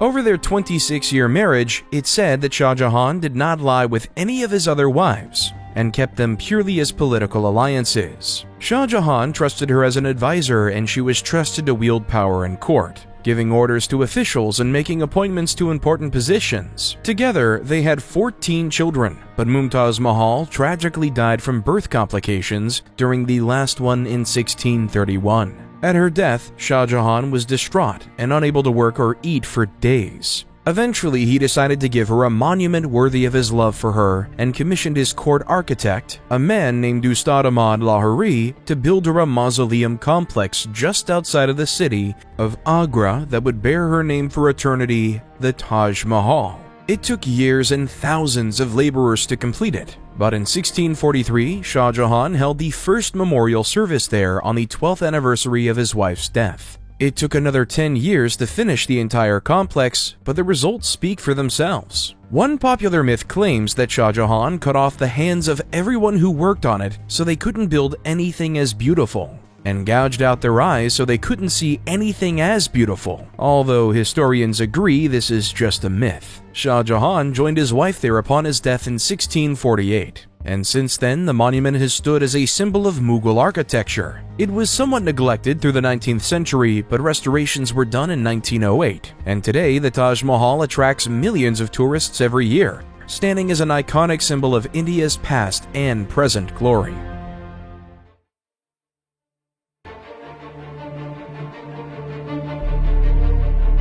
However, change was coming to India. It would happen slowly, but in time, India would be forever changed by the arrival of newcomers from Europe.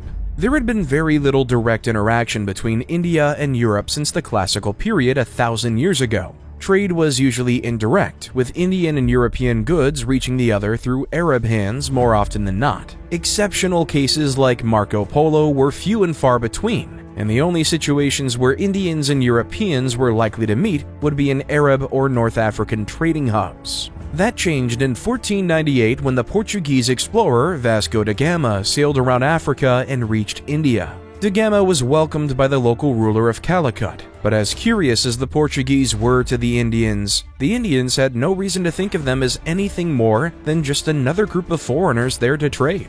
They were granted permission to establish trade outposts known as factories in several Indian cities, and soon, Indian goods were flowing into European markets, chiefly at Antwerp in Belgium. However, the Indians were quickly made aware of Europe's technological and military advantages. While India had gunpowder and sailing ships, they were not as widespread or advanced as those of the Europeans. When the Mamluk dynasty of Egypt, not to be confused with Delhi's Mamluk dynasty, attempted to attack the Portuguese as punishment for finding a route to India that didn't go through Mamluk territory, the Portuguese crashed them on the island of Diu, near Gujarat, in 1509. In 1510, Portugal turned its guns on the Bijapur Sultanate to capture the city of Goa, which it would hold for the next 450 years. After 1580, King Philip II of newly unified Spain and Portugal chose to focus on the Americas instead, which gave space for other European powers to muscle in on India. The Dutch arrived in 1596 and established the Dutch East India Company, also known as the VOC, but their attention would go mostly to the islands that today make up Indonesia. The French also tried getting to India in the 16th century, but it took until the mid-17th century for them to consistently get there without the ships going missing.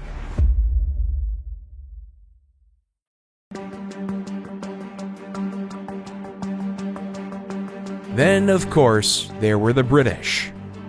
Jesuit missionary Thomas Stevens became the first known Englishman to reach India only in 1579. He was followed in 1583 by 4 Englishmen who were arrested by the Portuguese and sent as prisoners to their factory in Goa. They escaped and found sanctuary in Akbar's courts. One became a jeweler for the Mughal Emperor, and another joined trading expeditions deeper into the continent. Only one of them, John Newbery, ever returned home, returning to London in 1591 with detailed information on India that would be useful to future travelers.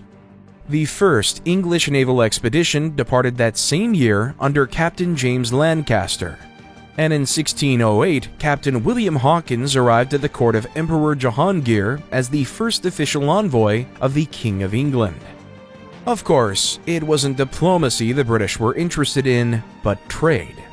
Queen Elizabeth I chartered the East India Company on December 31, 1600, with a mandate and monopoly for British trade in South Asia.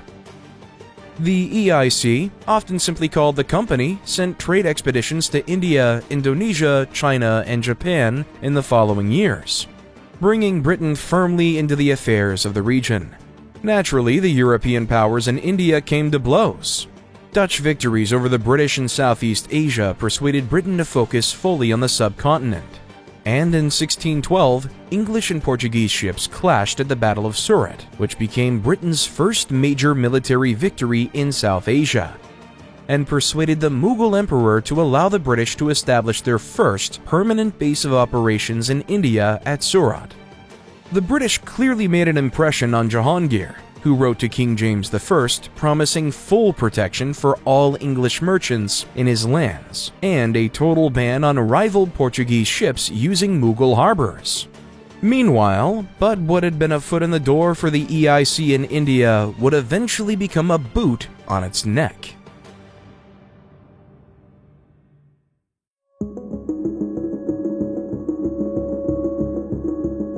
That would take time though, and the presence of the Europeans was mostly a side story for Indians for the 16th and 17th centuries. The Mughal Empire continued pushing south into new territories, reaching its territorial height under Emperor Aurangzeb, but his reign spelled the beginning of the decline of Mughal power as new problems emerged.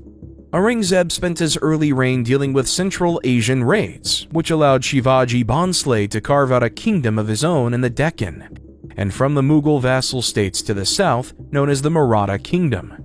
The Deccan Wars against the Marathas would occupy most of Aurangzeb's military attention for the next 2 decades. In 1674, Shivaji declared himself the ruler of a full Maratha Empire, and it took until after Shivaji's death for Aurangzeb to subdue them, although it didn't last much beyond his own death. The Mughals' famous tolerance also evaporated under Aurangzeb. From the 1670s, he embraced a hardline Islamic approach, which led him to reinstate the jizya for non-Muslims, setting up an Islamic morality police called the Mutasibs, and order several Hindu temples to be demolished and replaced with mosques. His persecution of Hindus permanently alienated many Hindus, but perhaps his harshest persecution fell upon a new religious group that had emerged in the Punjab, calling themselves Sikhs.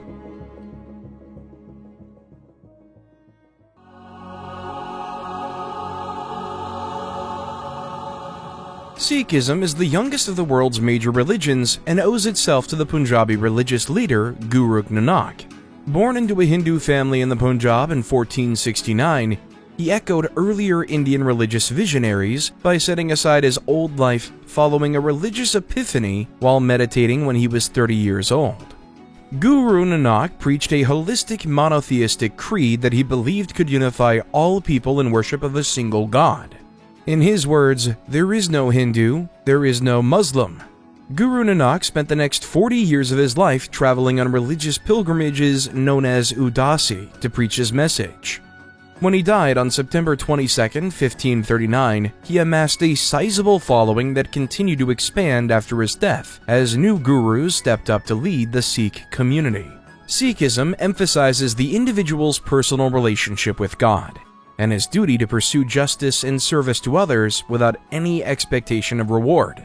Like other religions, it warns against destructive behaviors and emotions, chiefly the 5 vices of attachment: ego, greed, lust, and rage. As the religion developed, other practices were added. One of the best known is the traditions of the 5 Ks, where Sikhs are obligated to wear 5 articles of faith to symbolize their devotion.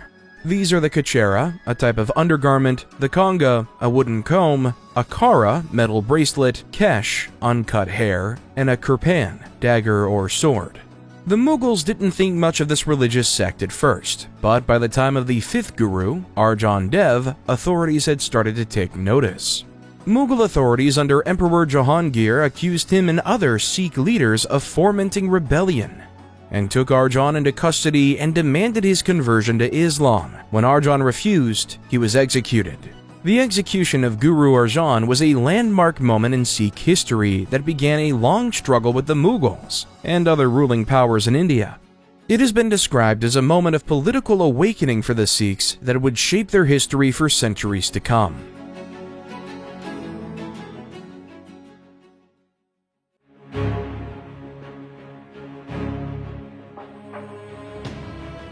The persecution of the Sikhs was both a symptom and a cause of a wider Mughal decline.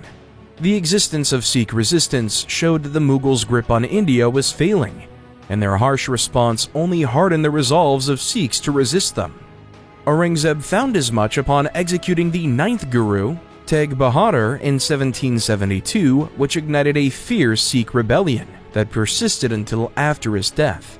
Another major Sikh rebellion under Banda Singh Bahadur erupted in 1709, with the Sikhs successfully taking several cities and winning several battles with the Mughals before Banda was captured. Banda was taken to Delhi in 1716, where Banda, his son, and 2,000 of their followers were brutally blinded, dismembered, flayed, and beheaded in public view. It ended the rebellion, but it all but assured the Sikhs would never forgive or submit to Mughal authority. The empire had numerous other problems too. Akbar's centralization had been a tremendous strength of the empire under capable rulers, but mediocre or disinterested emperors made that centralized system a vulnerability. As central authority decayed, regional leaders asserted themselves. And as Aurangzeb's harsher religious policy continued under his successors, Hindu local rulers began searching for a way out. In 1724, the Nizam of Hyderabad declared his independence, carving off a sizable chunk of the Deccan from Mughal rule. The Awadh went independent the same year under Sadat Ali Khan. Mughal decline wasn't helped by a Persian invasion in 1739 by Nadir Shah. The Mughals were defeated despite having a 6-to-1 numbers advantage over the Persians at the Battle of Karnal, which allowed Nadir Shah to pillage Delhi. There were several more invasions in the following years, with the most destructive one coming from the Duranis of Afghanistan in 1752, when Delhi was brutally sacked, its citizens enslaved, and its temples defiled and smeared with cow blood.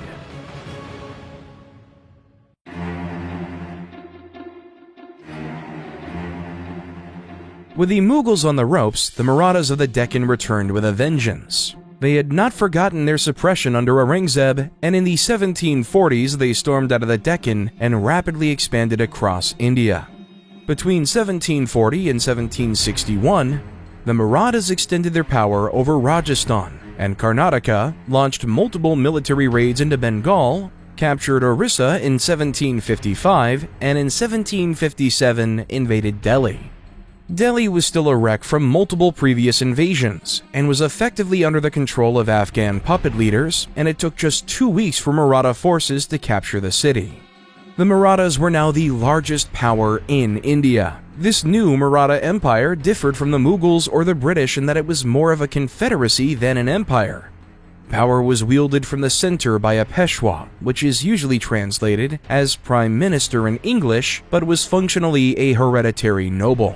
However, practical power was wielded in different parts of the empire by the four great Maratha noble families, who effectively ruled their own pieces of the empire. These were the Bhonsle and Nagpur, the Gaekwads of Baroda, the Okars from Indore, and the Scindias ruling in Gwalior. This decentralization allowed regional interests to be protected, but there would also be fault lines that would pave the way to the collapse of the Marathas. In 1761, the Marathas tried to expand further, but were met by the Afghan Duranis in a massive battle at Paniput in January. This Battle of Paniput was one of the largest battles of the 18th century, with over 100,000 men participating, complete with cavalry, war elephants, and artillery. The Maratha army was defeated with some 30,000 casualties, putting a halt to their expansion.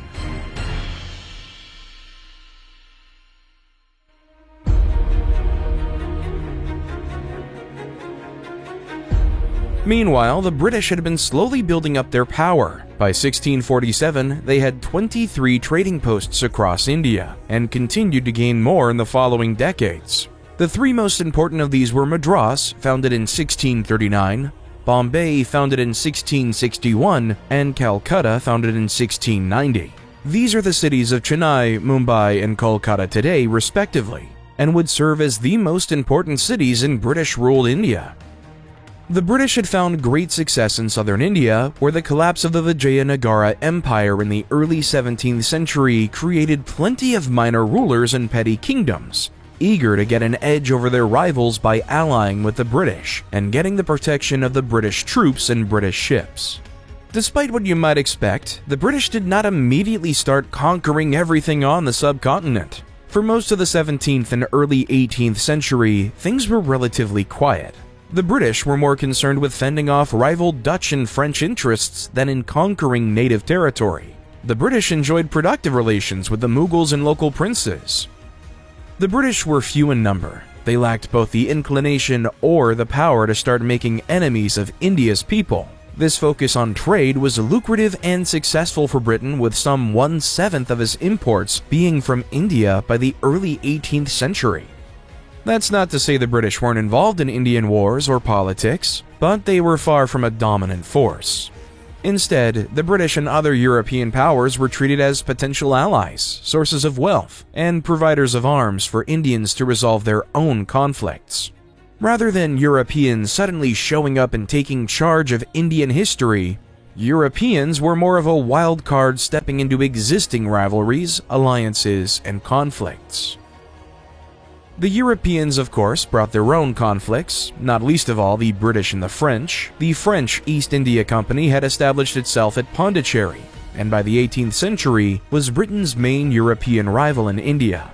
They fought three wars known as the Carnatic Wars that began as extensions of European wars, but became more interwoven with Indian conflicts over time. The First Carnatic War of 1746 to 1749 was mostly an expansion of the ongoing Austrian War of Succession to India. A second war erupted between 1749 and 1754 when the British and French backed separate candidates to become the Nawab of the Carnatic, a conflict that the British ultimately won. The third and final Carnatic War effectively spelled the end of French power in India. Again, war in Europe. This time the 7 Years' War spilled over into India. The French were more aggressive, but no more successful, facing a string of defeats in Chandanagar in 1757 and Wandiwash in 1760, before the British captured the center of French power in India at Pondicherry in 1761. The French and British signed a treaty that returned Pondicherry to the French in 1763, but the British would exercise significant control over them, and the French were forced to support British-backed client governments in India. The British had fended off all of the rival European powers in India, but almost simultaneously a new phase began, where Britain would extend its dominance over Indian power too.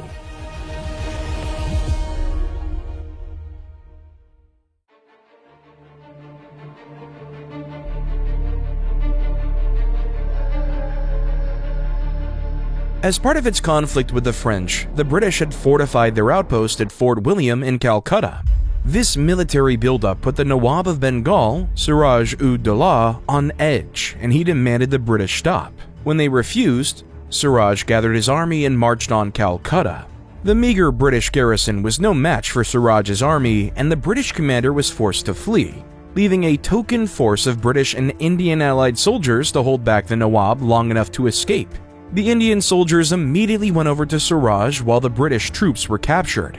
After taking the fort, the approximately 60 captured British soldiers were shoved into a tiny 14 by 18-foot hole in the fort's prison, which became known as the Black Hole of Calcutta. Stuffed into the hole with no food, water, or fresh air, around 2/3 of the men died in agony overnight.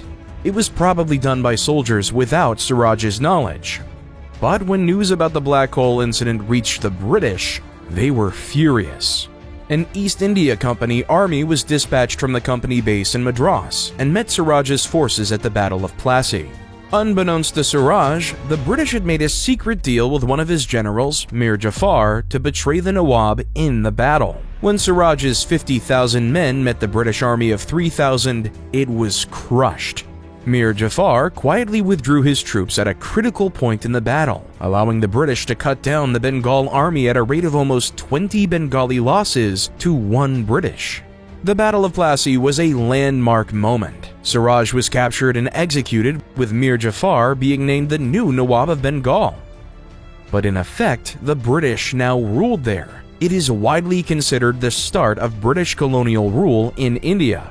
Mir Jafar was no more loyal to the British than he was to Siraj. He quickly allied with the Dutch to throw off the British, who then chose to back his son-in-law, Mir Qasim, instead. Qasim proved unreliable, and the British decided to forgive Jafar and return him to power. Qasim was less than happy and appealed to the Mughal Emperor Shah Alam II for aid. The Mughal Emperor heeded the call, as did the Nawab of Awadh, combining the most powerful leaders of the Mughal Empire and its subject territories against the British at the Battle of Buxar in 1764. Despite outnumbering the British by more than 2-1, the Mughal forces were soundly defeated.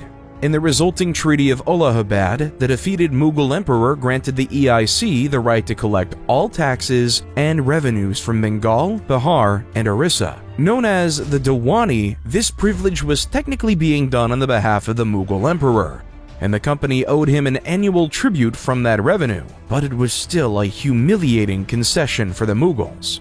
Having defeated the French, the Bengalis, and the Mughals by 1765, the British had established control over a sizable portion of India and made themselves the greatest military power on the subcontinent. Most of India was still ruled by Indians, but it would not be for long. The age of company rule had begun.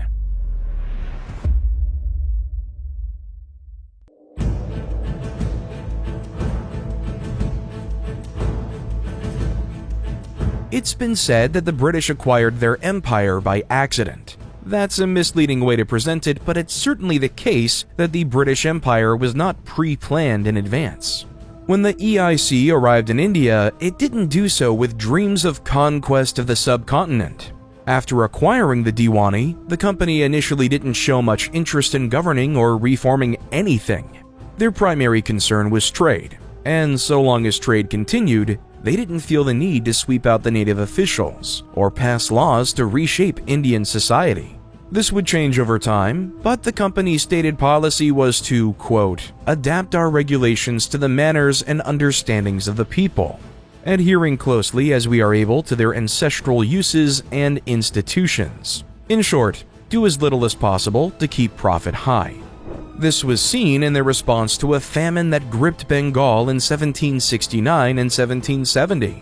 Monsoon failures in 1768 and drought in 1769 combined to provoke sweeping crop failures. But despite being warned of a potential famine on the horizon, the company did not take concrete steps to prepare, and company officials were more concerned with the interruptions to trade. By the time famine struck in earnest in November of 1769, they were still unprepared.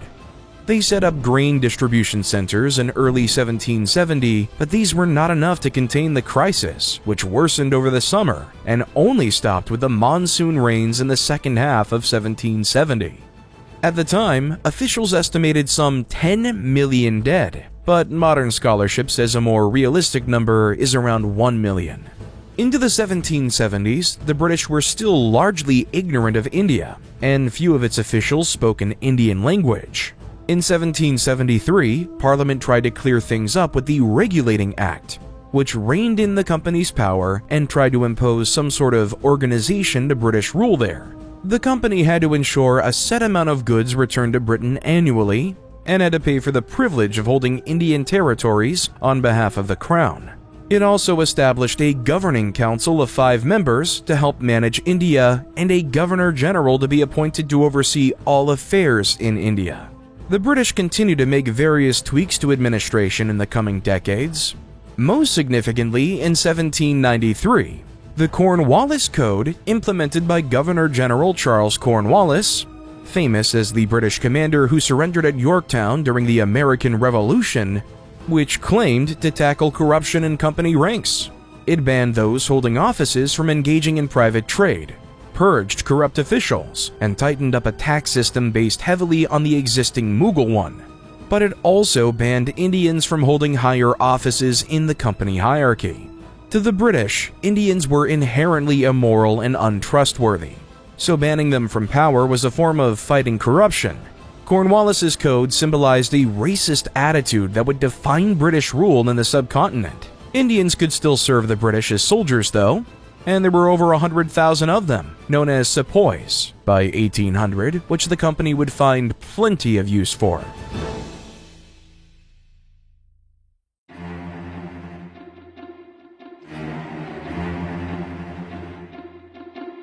Aside from the British in Bengal, and with the Mughals all but irrelevant, the greatest Indian power was the Marathas, who ruled most of western and northern India. Further south, the Kingdom of Mysore controlled the southwestern coast. The Nizams of Hyderabad clung to power in the central and southern Deccan, and the Sikhs had asserted themselves in the Punjab. While Britain continued to insist that its only interest was in trade, in a matter of decades they would defeat or absorb all of these remaining powers, and embroiled themselves in a complicated web of shifting rivalries and alliances. First on the chopping block was Mysore. Mysore had arisen in the wake of the Maratha defeat at Paniput, using the Marathas' weaknesses to carve out a kingdom of their own in the south. When Mysore refused to cooperate with British trade ambitions, the British joined the Marathas in Hyderabad in waging a war on them in 1767.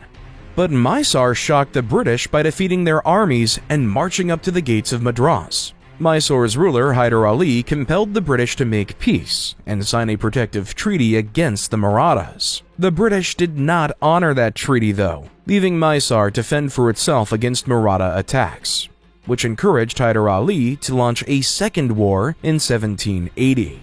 Initially, it was very successful, and Mysore defeated the British handily at the Battle of Pollilore using modified artillery that used rocket-like projectiles. The tide of the war turned, though, with British victories and Hyder's death. And in 1784, his son, Tipu Sultan, signed a peace treaty with the British to stop the fighting. There was a third war between 1790 and 1792. But this time the British called in support from the Marathas and Hyderabad, who had both become uncomfortable with Mysore's military power. Tipu put up a strong defense, but even the so-called Tiger of Mysore could not win against those odds, and he was forced to surrender about half of his territory. The British returned for a fourth time in 1799 to finish the job. Tipu had secretly reached out to Napoleon, who was conquering Egypt at this time, which the British took as a sign that Mysore was too much trouble to tolerate. In February 1799, company forces invaded Mysore, captured the capital at Seringapatam, killed Tipu Sultan in combat, and added his territory to their domains. At the same time, the British compelled Hyderabad to sign itself over as a protectorate, giving Britain control of nearly all of southern India.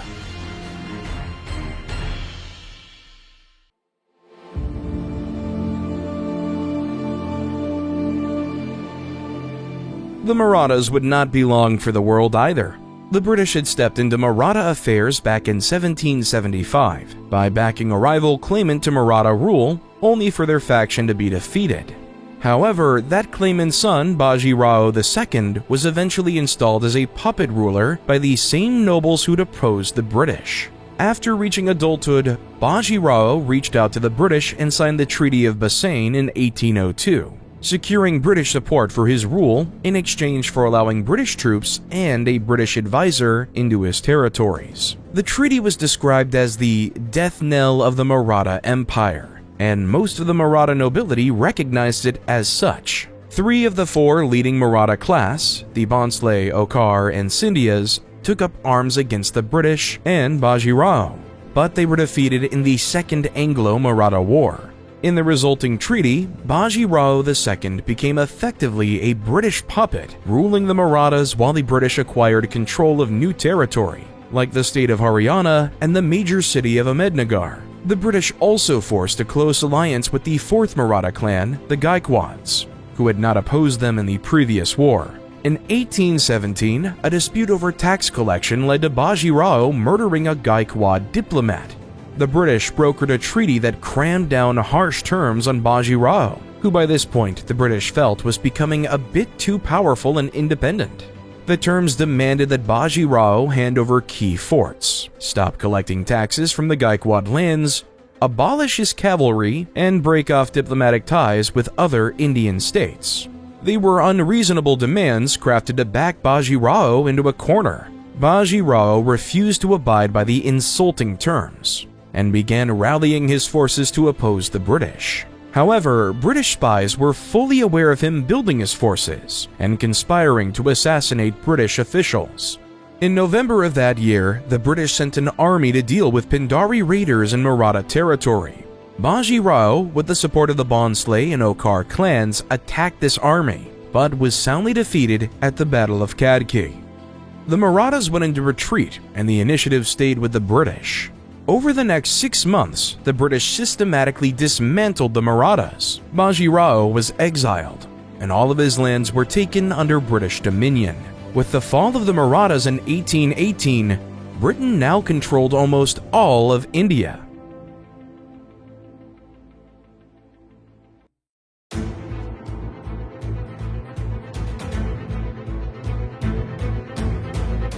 The British spent the first half of the 19th century absorbing the remaining areas of India and its surrounding territory. They took Surat in 1800, the Carnatic, Nellore, and Trichinopoly in 1802, and Nepal in 1816. In 1824, the British waged a war against Burma, acquiring large areas of northeastern India, most notably Assam, and taking more territory in Burma in subsequent wars. In 1838, the British were fighting on the opposite side of India by waging the First Anglo-Afghan War, which resulted in the destruction of Kabul and the extension of British influence but not direct control of Afghanistan. In 1843, it was Sindh's turn to be attacked by the British, and in a lightning 5-week campaign, just 3,000 British troops under Charles Napier defeated the ruling Talpurs and brought Sindh under non-Muslim control for the first time in 1,000 years. Often, the British didn't need to invade a territory to acquire it.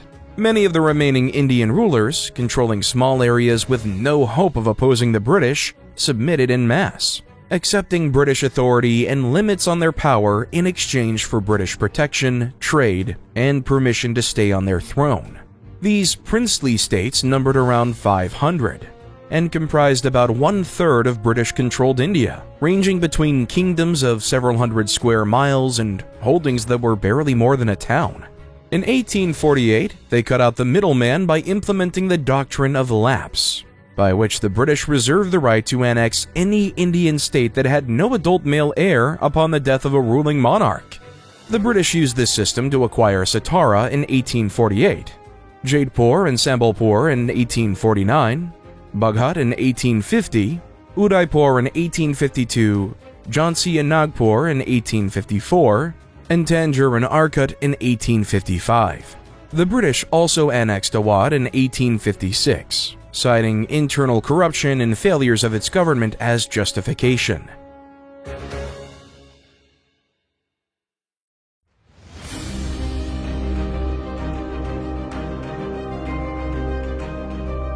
By the 1840s, the last truly independent power left in India was that of the Sikhs. As Mughal power had declined back in the 18th century, the Sikhs had formed republics throughout the Punjab called Mizils. Beginning in 1799, the leader of one of these Mizils, named Ranjit Singh, began unifying them by capturing cities like Lahore and Amritsar to create a new Sikh Empire. Despite its name, the Sikh Empire had Muslims, Hindus, Parsis, and others within its border, and they were treated well initially. People of many faiths could be found as officers, administrators, and advisors. Hindus especially were treated with respect. The Sikhs passed a total ban on the slaughter of cows, and Sikh rulers patronized Hindu temples, although this cow slaughter ban was not so popular with Muslims. This Sikh Empire acted as a bulwark against the invasions by the Afghan Durrani Empire, and quickly established itself as one of the major powers on the Indian subcontinent. They enjoyed good relations with the British at first, and the British were generally warmer towards the Sikhs than they were to Hindus. The empire's fortunes took a bad turn with Ranjit Singh's death in 1839. Over the next 4 years, the empire saw 4 different emperors, 3 of whom were assassinated, and a massive buildup of military forces as regional nobles and insecure leaders sought to protect themselves. In response to the chaos, the British increased their military presence along the border, which in turn angered the Sikhs. In December 1845, a Sikh army crossed the river Sutlej into disputed territory, which the British interpreted as an act of war. The resulting Anglo-Sikh War lasted less than 3 months, and the British dominated the battlefield. The seminal battle came as Sobraon of February 10, 1846, with British and Indian sepoys defeating the Sikh army. Towards the end of the battle, the Sikhs tried to withdraw across the Sutlej River, but the bridge broke, trapping them with the British. According to most accounts, the trapped Sikhs refused to surrender and fought to the last man. The battle brought an end to the war, and the resulting Treaty of Lahore ceded control of large swaths of territory to the British, or their subject rulers, most notably Kashmir, which got added to the lands of the Prince of Jammu. The 5-year-old heir, Duleep Singh, was installed in the Sikh Empire with a British regent, effectively giving control of the empire to the company. This arrangement caused resentment and led to a Sikh rebellion in 1848. Which dragged on for almost a year until the British won a decisive victory at the Battle of Gujrat. In the wake of the Second Anglo-Sikh War, Duleep Singh was deposed and exiled to Britain, while the territories of the Sikh Empire were fully absorbed by the British. With the end of the Sikh Empire, Britain now controlled virtually every inch of India.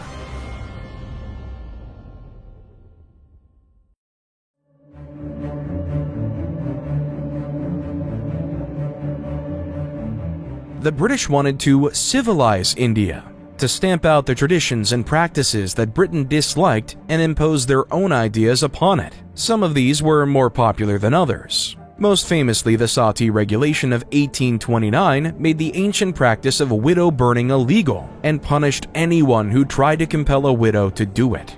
Also significant was the 1843 Indian Slave Trade Act, which made slavery and slave trading illegal in India, bringing it into line with the rest of the British Empire, where the trade had been banned since 1833.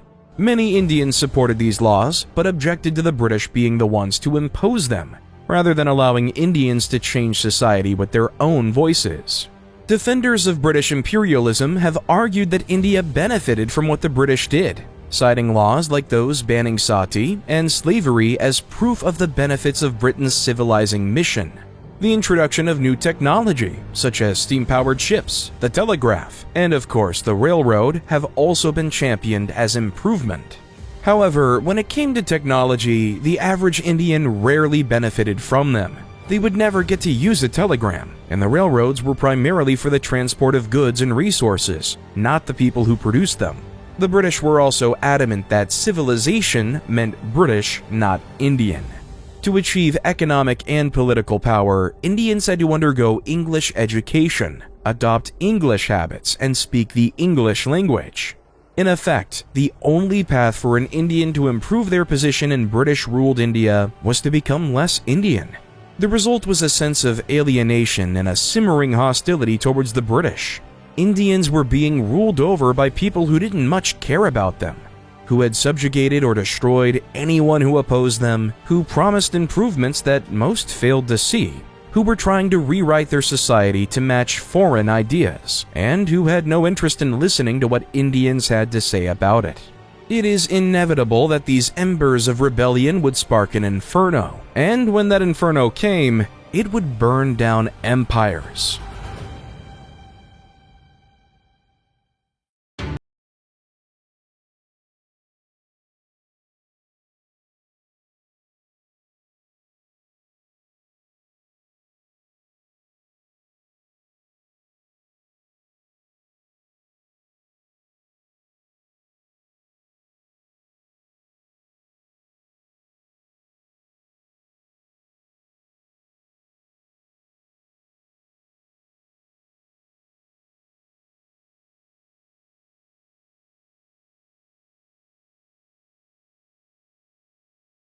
With tallow from cows and pigs.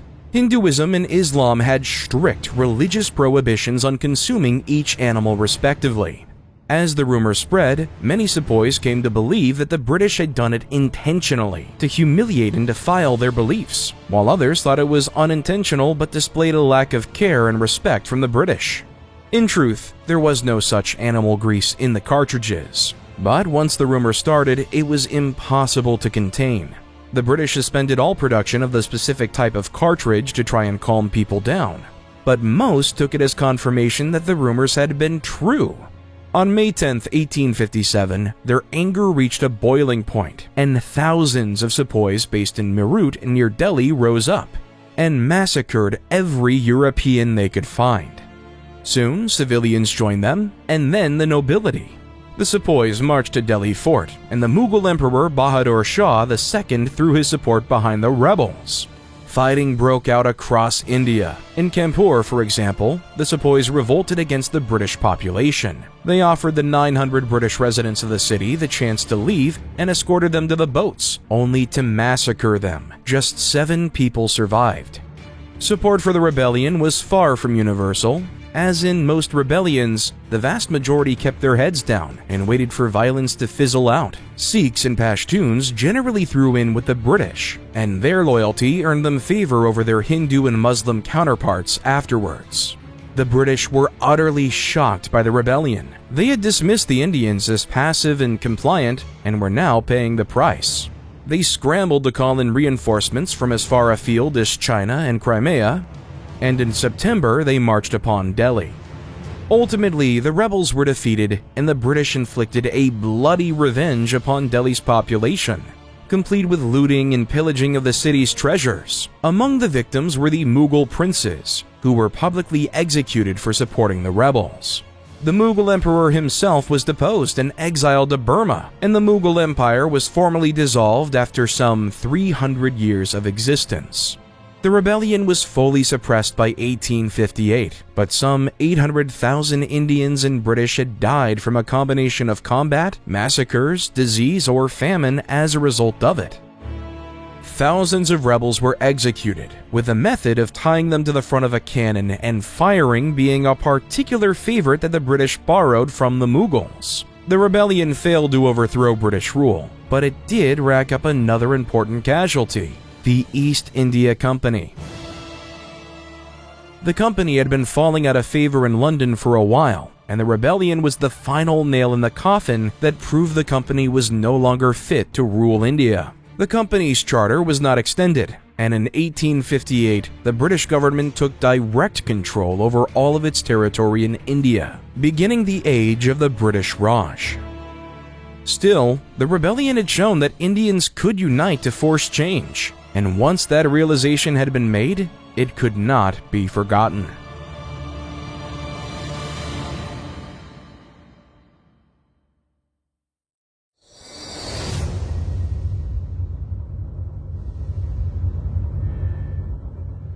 The formal annexation of India did not immediately change much.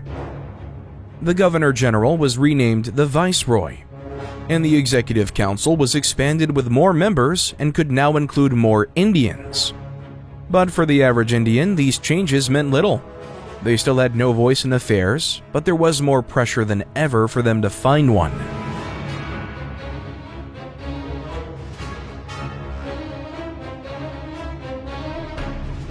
Trade continued to be a high priority for the British during the Raj as it had during company rule. Agriculture formed the backbone of this trade. Opium counted for as much as 30% of Indian exports in the 1860s, but restrictions on the trade all but eliminated it in the following decades.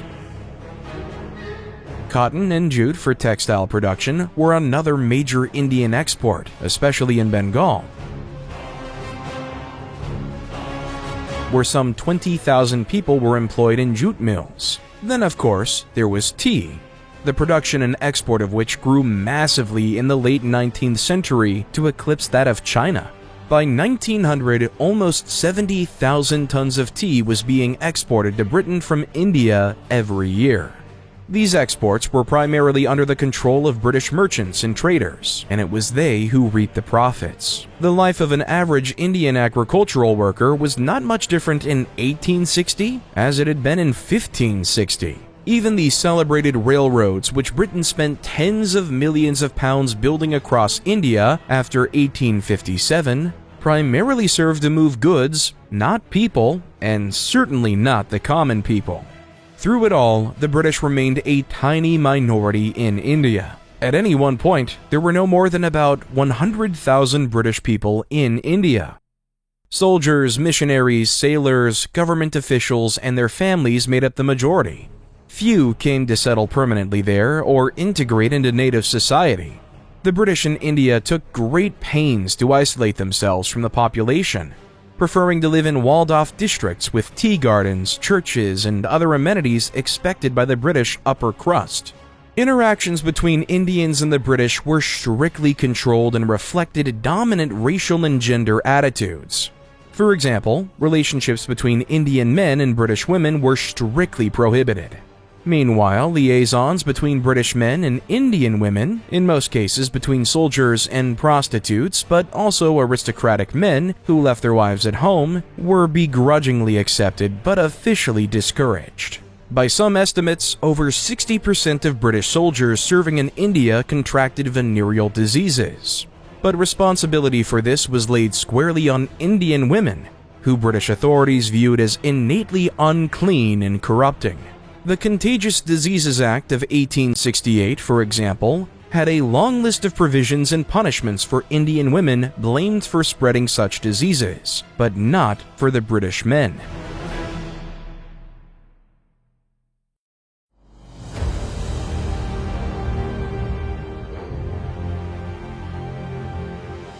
The British figures who had some of the most direct interactions with Indians were Christian missionaries. European missionaries had followed close on the heels of traders in the 16th century, but a cultural shift in Britain in the 19th century lent huge support to missionary work across the empire, and India was flooded with them as a result. These missionaries could be a blessing and a curse. Missionaries brought education, setting up thousands of schools that taught rural children how to read and write. On the other hand, these schools were designed to break them off from Hindu religion and Indian social attitudes to remake them into good Christians. These missionaries had negative views of Indian religion, seeing it as misguided superstition at best and outright demonic at worst, and often held similarly dim views of Indians as a race. Missionaries often treated Indians as people who were little better than children, needing the guidance of Europeans to keep them from idleness and stagnation.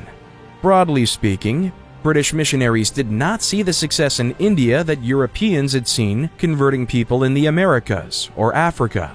However, there were a sizable number of Indians who did convert. Take the Khasi people of Assam, who were the recipients of a Welsh-led mission from 1841. The lead missionary, Thomas Jones, established a writing system for the Khasi language and translated much of the Bible into that language. Tens of thousands of Khasi children were taught to read and write with it through missionary schools. And today, over 80% of the 1.5 million Khasi are still Christian. Today, there are around 30 million Christians in India, almost all of whom come from communities converted by British missionaries. That's barely 2% of the population, but they outnumber Buddhists, Jains, and Sikhs overall.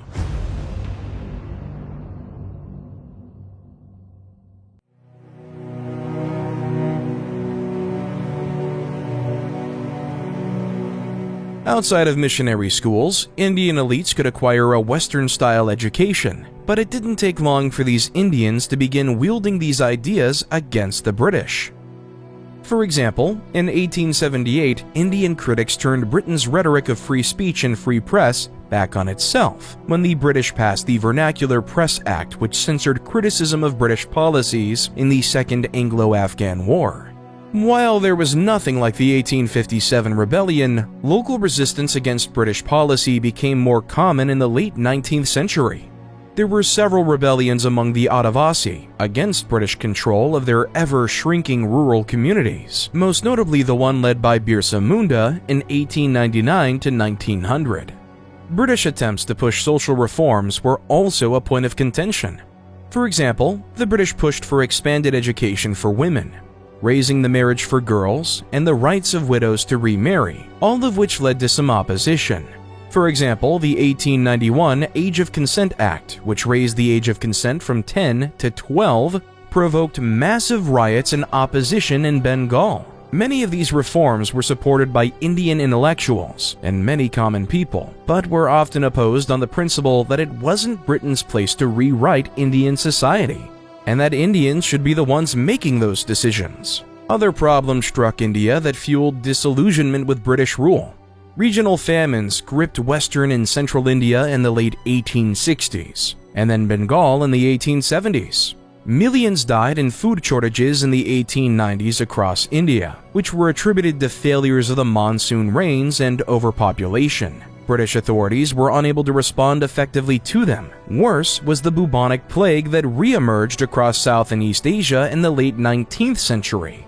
Some 12 million Indians were killed by the plague, and the quarantines the British imposed to contain it earned no less resentment from Indians than the piles of the dead. Clearly, Indians wanted to speak out against British policy, and in 1885, a group of Indian intellectuals created a forum to do just that, with the foundation of the Indian National Congress. The INC, or simply Congress, became a forum and a focal point for Indian rights advocates, and later the independence movement. It was envisioned as a way for Indians from every province and of every faith to voice their views directly to the British in a way that couldn't be ignored. It embraced democracy, offering provinces elected representatives to stand for Congress and ensure their voices were heard. Even Congress's founders were surprised by its success. From its 73 founding delegates in 1885, in just 4 years it grew to 2,000 delegates. It was a formidable showing of Indian autonomy, and it quickly began pressuring the British to listen. In 1892, the British made several concessions to Congress's demands, such as expanding access to the coveted civil service examinations and opening some positions in local councils to popular elections. They were small steps, but they were a start, and Congress's founding proved to be a landmark moment in the path to independence.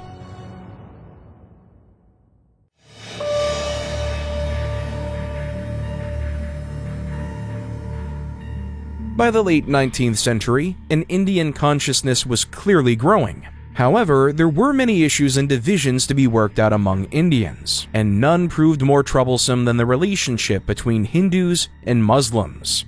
Tensions between Hindus and Muslims were nothing new. Even aside from the wars and conquest, there had been episodes of violence between Hindu locals and Muslim traders since Muslims first arrived in Indian ports. The intolerant policies of the later Mughal Empire also alienated Hindus and embittered the Hindu nobles who took power as the empire declined. The British also complicated matters. Britain dealt with the divide between Hindus and Muslims by establishing separate systems of justice and applying different laws to the different groups. It was hoped that this would minimize conflict, which it did in some ways, but in others, it created a legal barrier between Hindus and Muslims that only encouraged their division. The British were also generally more sympathetic to the Muslims than the Hindus, and as a result, Muslims were given preferential treatment as soldiers and in the fiercely contested civil service positions open to Indians. The result was that by the late 19th century, Hindu-Muslim violence was becoming common. For example, the Mapila Muslim community in southwest India launched no fewer than 6 revolts between 1839 and 1921 over oppressive and discriminatory treatment by Hindu landlords. Many of the disputes were religious in nature. For example, one riot in Bombay in 1851 erupted when a Parsi journal published an image of the Prophet Muhammad, resulting in attacks on Parsis by Muslims in the city. The treatment of cows was a particularly thorny issue from the 1870s, with Hindus taking issue with Muslims killing and eating them. The so-called cow protection movement emerged to demand an end to the killing and eating of cows, while Muslims took this as an imposition of Hindu religion upon their lives and an attack on Islam. This resulted in deadly violence in the last decades of the 19th century. In 1893 alone, some 100 people were killed in violence over cow killing in the Punjab, and several hundred more died in rioting in Bombay over the same issue. Nevertheless, Muslims helped to found Congress and shared the desire for a greater voice in governing India. But it was apparent that Hindu and Muslim interests were in conflict. Almost immediately after its founding, Muslims began abandoning Congress, and within 8 years of its existence, it lost half of its original Muslim membership.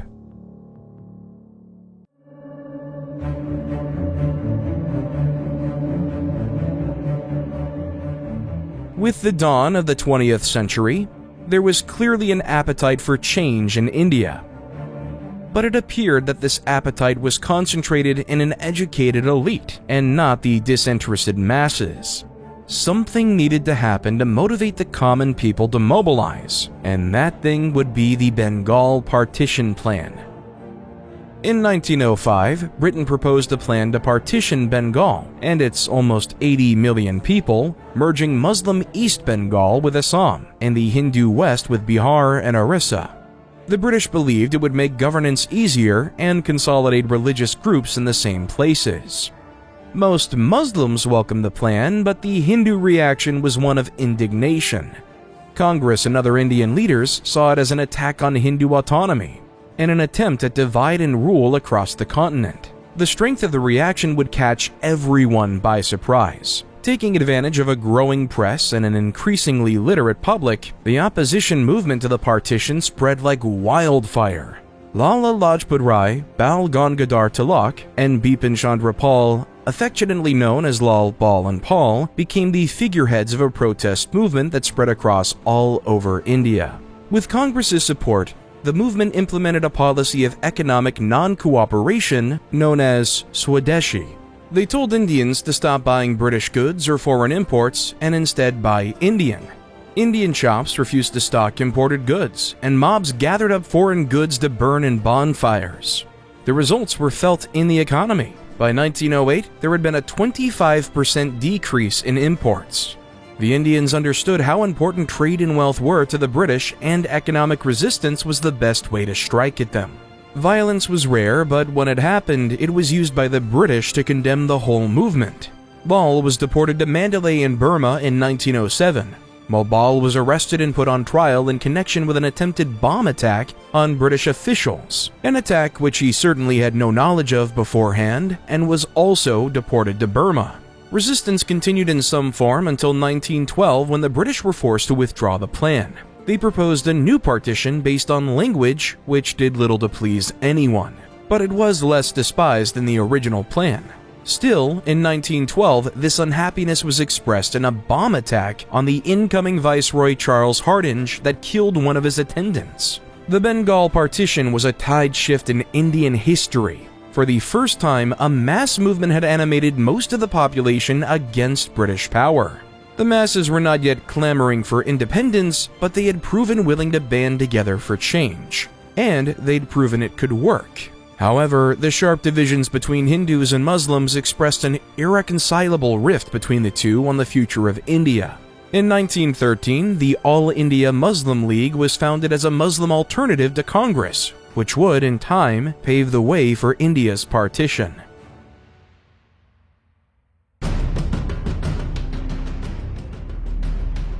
The First World War blindsided the world, and India suffered its own issues as a result.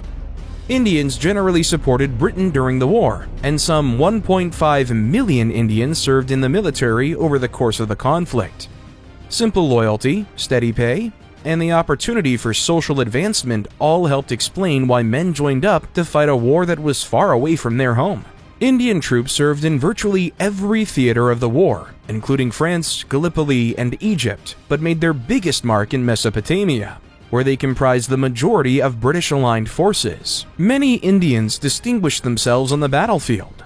For example, Khudad Khan became the first Indian, although technically today he would be counted as Pakistani, to receive the Victoria Cross for his valiant defense of a machine gun position against a German assault in Belgium in October 1914. The war has complicated effects within India.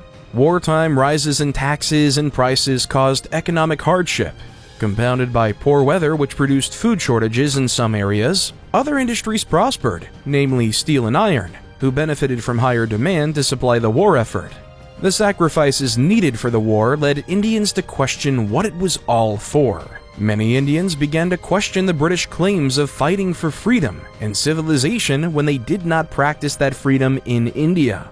In 1916, this feeling of dissatisfaction led the Congress and the Muslim League together to sign the Lucknow Agreement, issuing a joint demand for expanded democratic rights, minority protections, and judicial independence for India. This was followed by the foundation of the Indian Home Rule League, spearheaded by British-Irish activist Annie Besant, which pushed for Indian autonomy. Over 60,000 Indians died in the fighting, but even worse was the Spanish flu outbreak immediately after, which killed around 14 million Indians, or about 5% of the population.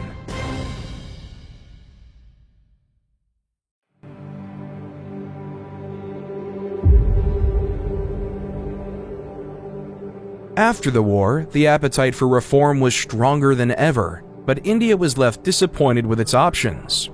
The Montfort reforms of 1919 granted some democratic concessions and expanded Indian control of certain government departments, like education and health, but the British kept a firm grip on justice and policing.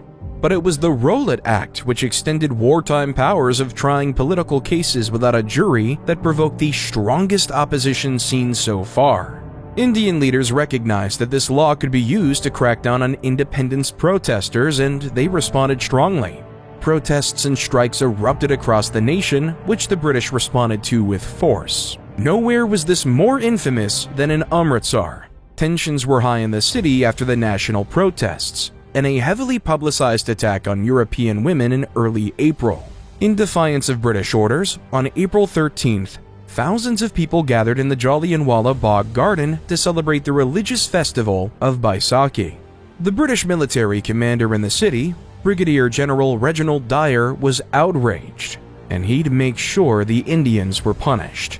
At 5:30 that evening, Dyer and 50 of his soldiers marched into the Garden Plaza. Enclosed on three sides by walls and buildings, his troops blocked the only exit. Then, without a single warning to disperse, Dyer ordered his men to open fire. For the next 10 minutes, the soldiers unloaded every last round of ammunition into the terrified crowd. Many Indians fell to the bullets, while others were crushed to death. It was a ruthless, intentional massacre, and when the smoke cleared, at least 379 people were dead. Some estimates put the death toll as high as 1,500. News of the massacre spread like wildfire. People across India were horrified. Many of those who had supported the British now turned against them. In their attempts to suppress protests, the British encouraged countless people to stand with Congress in demanding an end to British rule. Even in Britain, the massacre was fiercely condemned. Secretary of State for War Winston Churchill called it monstrous, and the House of Commons voted 247 to 37 to condemn Dyer, but he did not face any serious consequences. Dyer himself was unapologetic, believing until the day he died that he did the right thing. He was not alone in that belief, and he received more in donations from supporters of his actions than the families of the victims ever did in compensation from the British government.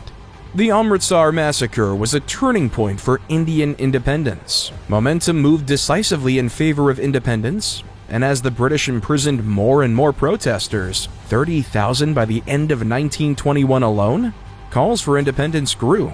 and many Indians clamored for a leader to direct their struggle. Fortunately, they had one.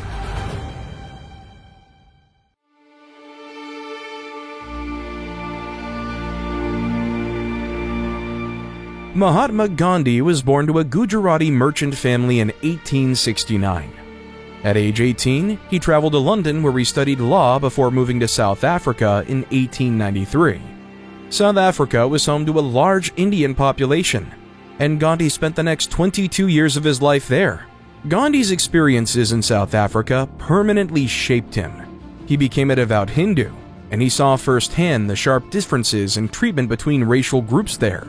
Gandhi also served in a medical capacity in the Second Boer War from 1899 to 1902, which exposed him to the horrors of violence in war.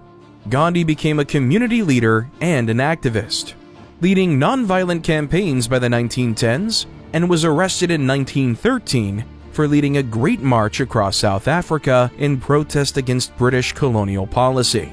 Gandhi swore by a nonviolent resistance tactic he called Satyagraha, which absolutely prohibited violence and called for non-cooperation with discriminatory and oppressive policies. In this way, Gandhi hoped to maintain the moral high ground over the British, while also treating them with respect and gentleness. He returned to India in 1915, already famous as an activist, and amassed a rapid following for his advocacy against British imperialism and support for the Home Rule movement. In the wake of the Amritsar Massacre, he was swept into leadership of the INC, and pushed it in a more firmly pro-independence direction. Naturally, this angered the British, who arrested him and dozens of other INC leaders in 1922 and sentenced him to 6 years in prison. Following his release from prison, Gandhi found the independence movement bitterly split over its goals and methods. Disheartened and unable to unite them, Gandhi pivoted to anti-poverty work and left the political arena for several years.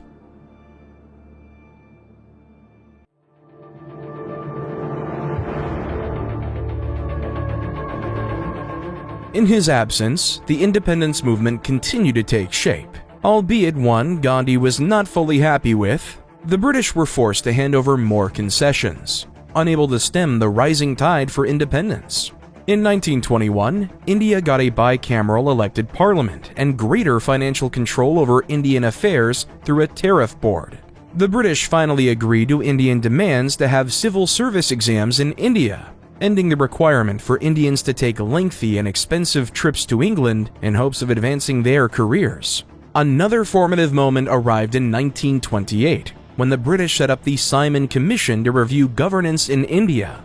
The Indians were rightly insulted that the commission didn't include any Indians, and both Congress and the Muslim League protested it.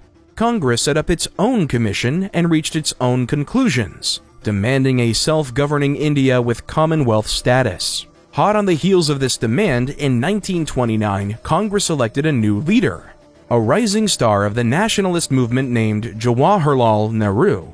Nehru's father, Motilal, was also a leading Congress figure, but his declining health in his old age cleared the way for his son to take over the family dynasty. With Nehru's election, Congress's demands changed.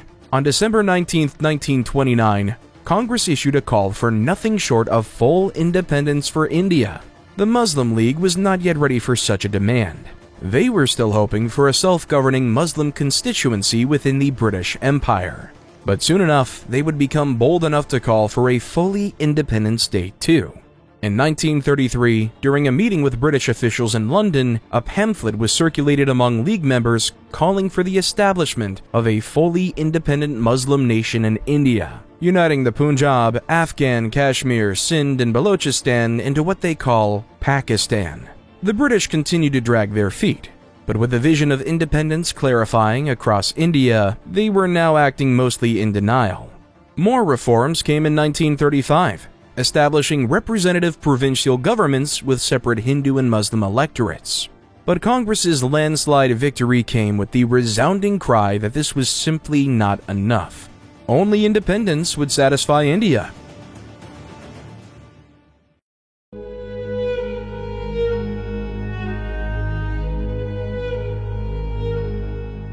In 1929, the Depression hit India hard.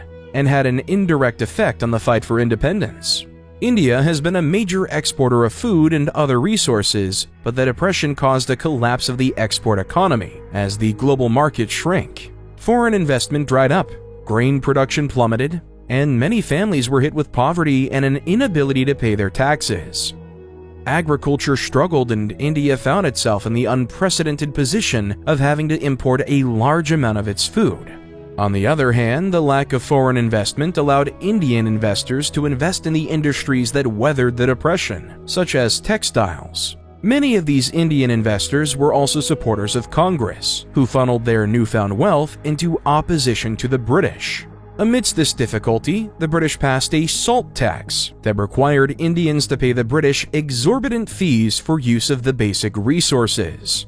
This included even the act of boiling seawater to extract the salt. These taxes naturally fell hardest on the poor and was enough to bring Gandhi fully back into the independence fight. With the support of Nehru and Congress, Gandhi led a national protest against the move. For 24 days, Gandhi and his supporters undertook a peaceful 240-mile walk from Sabarmati to Dandi on the Gujarat coast in protest at the absurd laws. Global media attention was captured by the march. Upon reaching his destination on April 5th, Gandhi scooped up a pile of mud and salt and said, "With this, I am shaking the foundations of the British Empire." The simple act was powerful and easy to emulate. Millions across India followed his lead, and it became one of the most iconic moments of the independence struggle. The British responded forcefully, arresting some 60,000 people in association with the Salt March and the wider non-cooperation movement it encouraged. Although Gandhi once again pivoted towards poverty and social inequality after 1934, the independence movement continued strong without him, simmering away for the rest of the 1930s, proving that it would stand strong no matter how much the British wanted to defy it.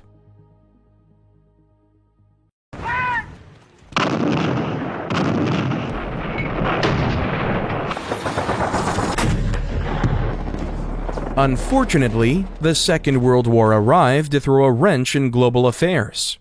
India was informed of its involvement in the war on September 1, 1939. It was a decision made by the British government, not Indians themselves.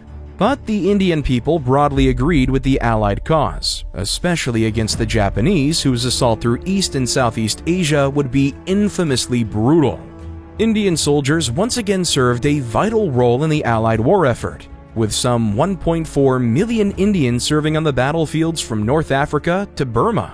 Naturally, most Indian troops were tasked with the war in Southeast Asia. Indian troops formed the backbone of the desperate British defenses of Hong Kong, Singapore, and Burma, among others. And as a result, many fell into the hands of the Japanese. Domestically, the war caused great tension between the British and Congress.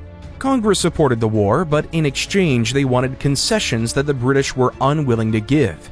In October 1939, the British High Command executed wartime powers to force provincial Congress representatives to resign. An attempt by the renowned diplomat Sir Stafford Cripps, who was a good friend of Nehru's, to negotiate a position for Congress leaders in a sort of wartime cabinet for India fell through, and Indians were left alienated from leadership throughout the war. Gandhi led the call for non-violent resistance to Britain's heavy-handed policy and led the Quit India movement in 1942. The British responded by arresting him, the entire Congress leadership, and some 90,000 supporters over the course of the war. This infuriated many, and some of the Quit India protests became more aggressive, with sabotage of public infrastructure and occasional riots. Gandhi was released in 1944 and continued the Quit India campaign for the rest of the war. There were those in India who sought a very different path and saw the war as a chance for independence from another angle. One of those was Subhas Chandra Bose, who stands as one of the most complicated figures in the story of Indian independence. Bose threw his support behind Hitler and the Axis, believing that India might achieve independence by having the British be defeated by the Axis. Bose traveled to Germany, where he met with Nazi leaders and spent several years building an alliance. Hitler even agreed to allow an Indian division into the SS, and this Tiger Legion would gain several thousand members. In 1943, as the war in Europe turned against Germany, Bose traveled to Indonesia and cozied up to the Japanese instead. Bose ended up recruiting some of the Indian prisoner of wars in Southeast Asia to serve in an anti-British Indian National Army. In March 1943, this army collaborated with the Japanese to invade India and the often forgotten Operation Yugo. The invasion lasted several months, but the Indian people did not rise to support them as Bose had hoped. Instead, Indian and British troops mounted a fierce defense of India, earning 2 hard-fought victories at the battles of Kohima and Imphal that proved to be Japan's most costly defeats thus far, and spelled an end to Japanese expansion in the Southeast Asian theater.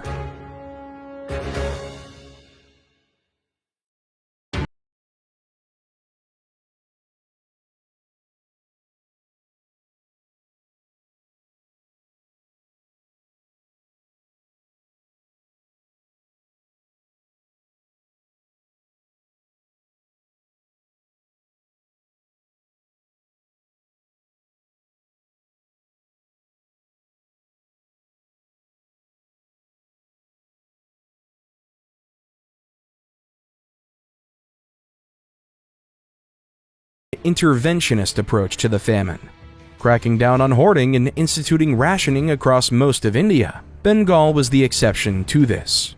There, the government took a non-interventionist approach, hoping the problem would resolve itself. This strategy, or lack thereof, was a colossal failure.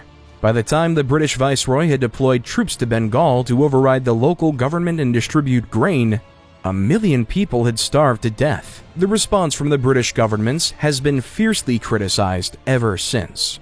Critics have charged the British with neglecting to help India and intentionally or negligently allowing the famine to continue.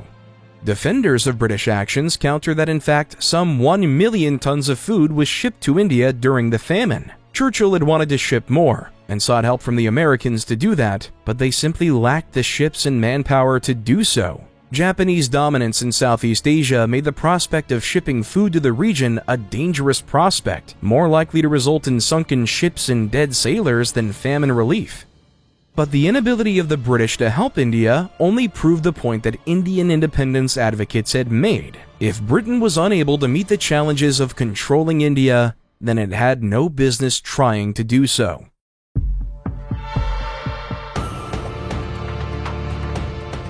When the war ended in 1945, the world and India were a very different place. It was impossible now to deny the overwhelming demands for independence. Congress swept over 90% of the non-Muslim seats in the first post-war elections, and the Muslim League took a similar 90% share of the Muslim ones. Meanwhile, in Britain, the war had destroyed both Britain's ability and desire to hold an empire abroad. Almost immediately after the war, the British announced their intention to leave India, and in February 1947 set a provisional date of June 1947 for their withdrawal, later pushed back to August. The issue now was how to conduct that withdrawal. There were some, like Gandhi, who favored a unified India, with all of the territories of the British Raj handed over to Indian rule in one piece. In reality, there was no other option than partition between Hindu and Muslim. Calls from Sikhs to receive an independent nation in the Punjab were rejected. On June 2, 1947, representatives from Congress, the Muslim League, the Sikh community, and the British agreed on an outline plan to create 2 nations. Hindu-majority areas were easy to mark out, comprising most of the subcontinent, while the Muslim areas to be made into Pakistan were more awkward. Pakistan would have to be 2, West Pakistan comprising Sindh, and Punjab Kashmir, the northwest frontier province, and Baluchistan, with East Pakistan comprising the Muslim-majority areas of Bengal. The numerous princely states within India were allowed to pick their own fates, and virtually all of them agreed to hand over their territory to the new Republic of India.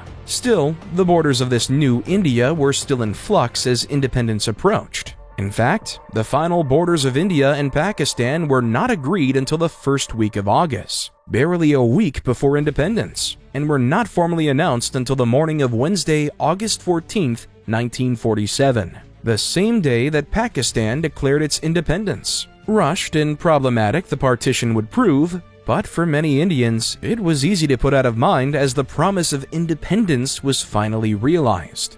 Shortly before midnight on the night of August 14th, Jawaharlal Nehru ascended the steps of the Parliament House to address his nation and the world. As midnight ushered in August 15, 1947, India enjoyed independence for the first time in centuries. The legacy of its subjugation had left it many problems to fix, and it would find plenty of new problems to come, but it would face those problems standing on its own 2 feet, with a government drawn from its own people, striving to serve its own people, and hearkening to the voice of its own people.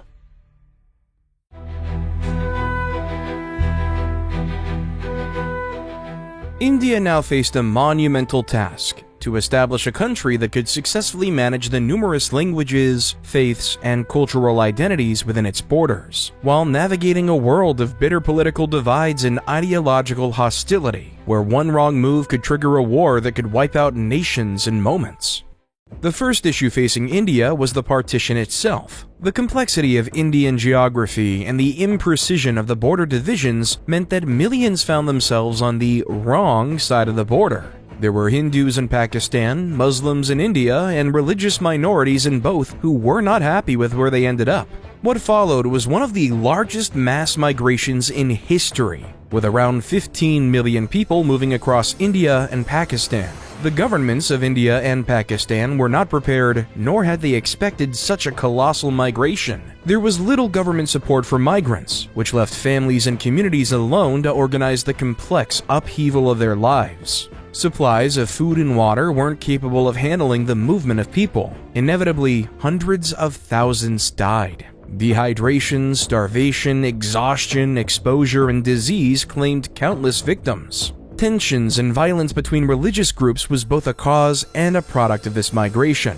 Migrant convoys were attacked, sexual violence was rampant, and mob killings were widespread. To take a few examples, on September 22, 1947, some 3,000 Muslims were murdered in Amritsar by a mob of Sikhs. They opened fire on the train with rifles and then swept through the carriages with swords and knives to finish off the rest. On January 12, 1948, the tables were flipped in Gujarat, Pakistan, where around 1,500 Hindus and Sikhs were massacred when their train was attacked by a Muslim mob. Most of the migration and violence occurred in Bengal, the Punjab, Jammu, and Kashmir, which had long been the most religiously diverse areas of India. The scale of the migration in these places can be seen through statistics. In 1931, the Indian-controlled Punjab was 30% Muslim, but less than 2% in 1951. In Pakistani-controlled Punjab, 22% of people were Hindus or Sikhs in 1931, but just 0.16% were in 1951. Overall, it is estimated that over 1 million died as a result of the migrations or the violence that came with them.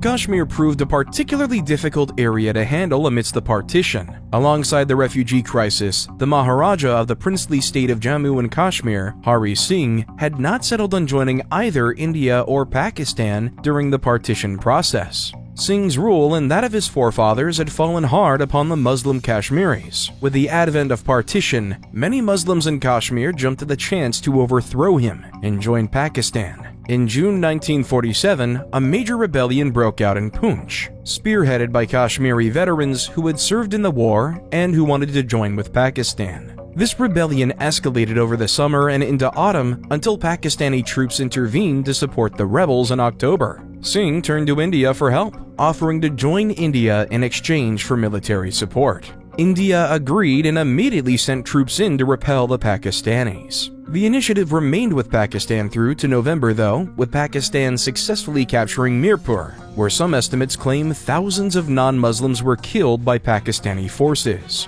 By early 1948, India gained the advantage and had launched Operation Victory to drive the Pakistanis back. The war was mostly fought as a series of small skirmishes rather than pitched battles, and the front line stabilized through 1948, where it remained largely static for the rest of the war. Eventually, the UN brokered a ceasefire that came into effect on January 1, 1949. A temporary border was drawn at the line of control, leaving about 2/3 of Kashmir in Indian hands and 1/3 in Pakistani hands. The plan was to hold a referendum to let the people of Kashmir decide their fate, but the two sides could never agree on proper terms, and such a referendum never came. The line of control is now effectively a permanent border between India and Pakistan, with only minor changes since 1949. The First Kashmir War, also called the First Indo-Pakistani War, was a sour beginning to the relations between the newly independent nations. Perhaps such conflict was inevitable, given the deep divides that emerged before independence. It was far from the last war between the two, not even the last over Kashmir, and set the tone for Indian-Pakistani relations thereafter. The relationship between them remains one of the most difficult and potentially dangerous ones in world diplomacy.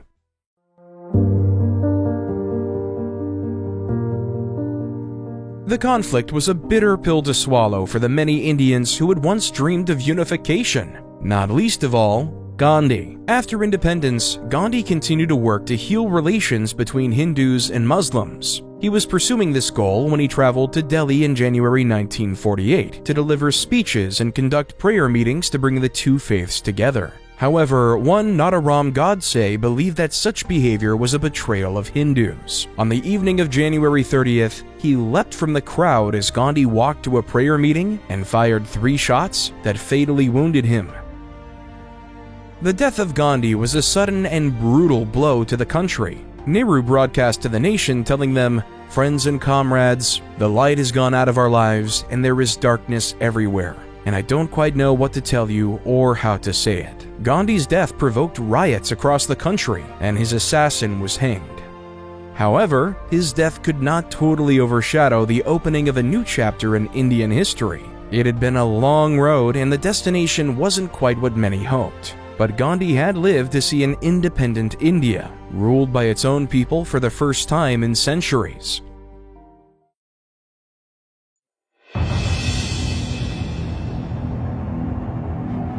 India's new constitution came into force on January 26, 1950, and outlined the vision of the country and how it planned to tackle the problems it faced. Firstly, India would be a democracy with voting rights extended to all citizens above 21, and protections for freedom of speech, association, and political affiliation.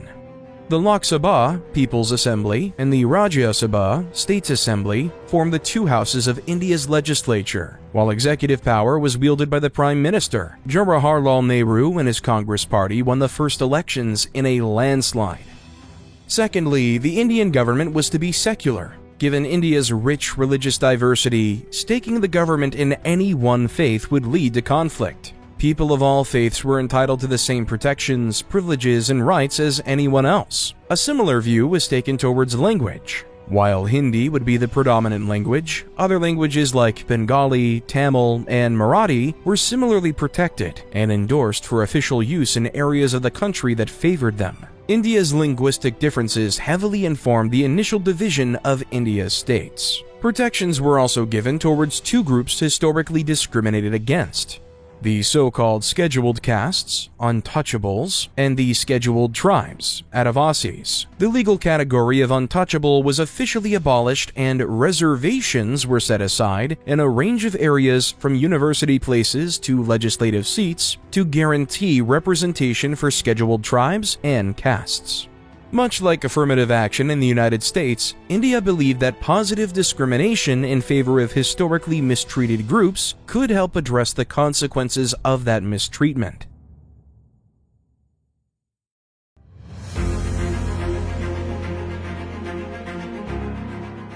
Jawaharlal Nehru continued to lead India through its early years of independence and played a vital role in shaping his country. Economically, Nehru was a socialist, though not a full-on communist, and favored state direction of the economy rather than relying on the market.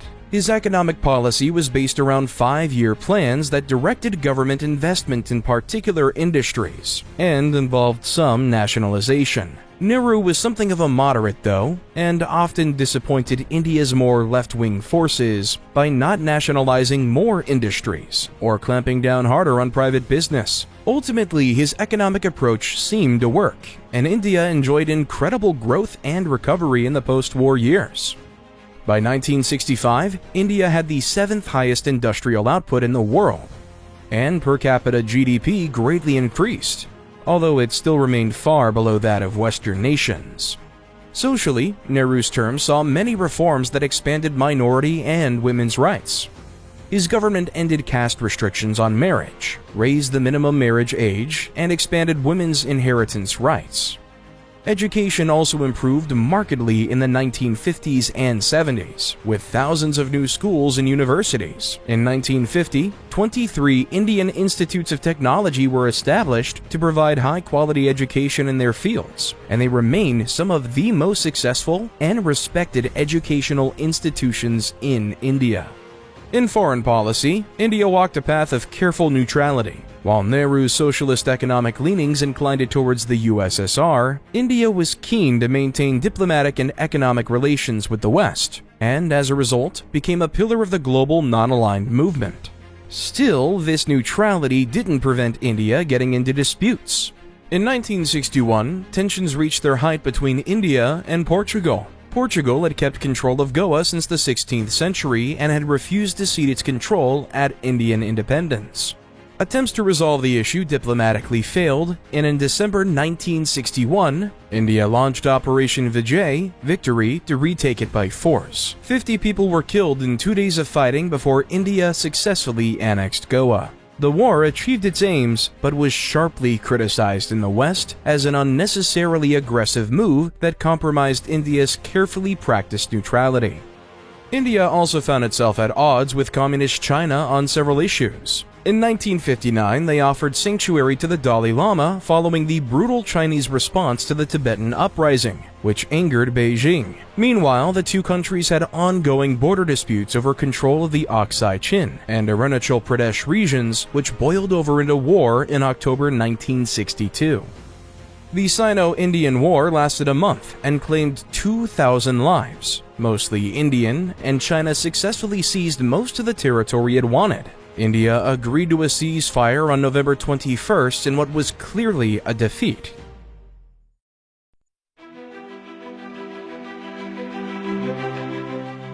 Nehru suddenly had a heart attack in 1964.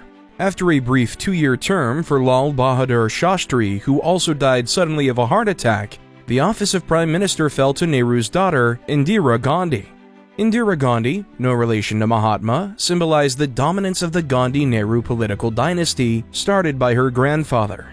She took power in 1966 and proved to be one of India's most significant and divisive leaders. She was a talented and ruthless politician, but was accused of nepotism, corruption, and dictatorial tendencies during their term. In some ways, she was very successful. She presided over a green revolution that modernized Indian agriculture and made India the world's 6th nuclear state in 1974. Arguably her most famous act was her intervention in the Bangladesh War of Independence in 1971. Discrimination against Bengalis in what was then East Pakistan by the Urdu majority of West Pakistan led the modern nation of Bangladesh to assert its independence that year. Pakistan responded harshly with a wave of violence that was widely considered to be a genocide. Indira was a staunch supporter of Bangladesh and fierce critic of Pakistan. She brought global attention to the conflict and pressured the US to cut off military aid to Pakistan. On December 3, 1971, Pakistan launched military strikes on India, claiming they were preemptive attacks against a planned Indian invasion. India responded with a lightning campaign of air and naval strikes which crippled the Pakistani military and sent its troops into Bangladesh to help the rebels. By December 17th, Pakistan was defeated and forced to submit to a ceasefire, ending both the Third Indo-Pakistani War, the Bangladeshi genocide, and Bangladesh's bloody struggle for independence. On the other hand, Indira's nepotism, which saw her promote her sons Sanjay and Rajiv to high positions in government, was a permanent blot on her record.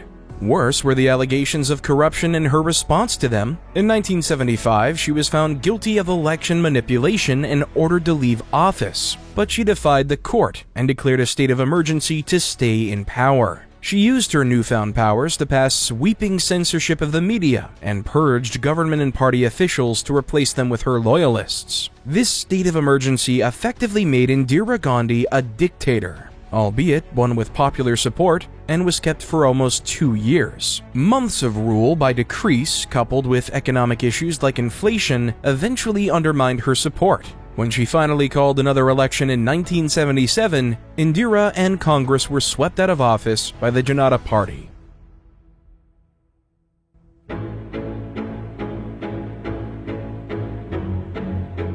The Janata Party struggled to deal with India's problems. Prime Minister Morarji Desai was a capable diplomat and a respected man, but he was not able to navigate the personal and political rivalries of his government, and it collapsed in July 1979.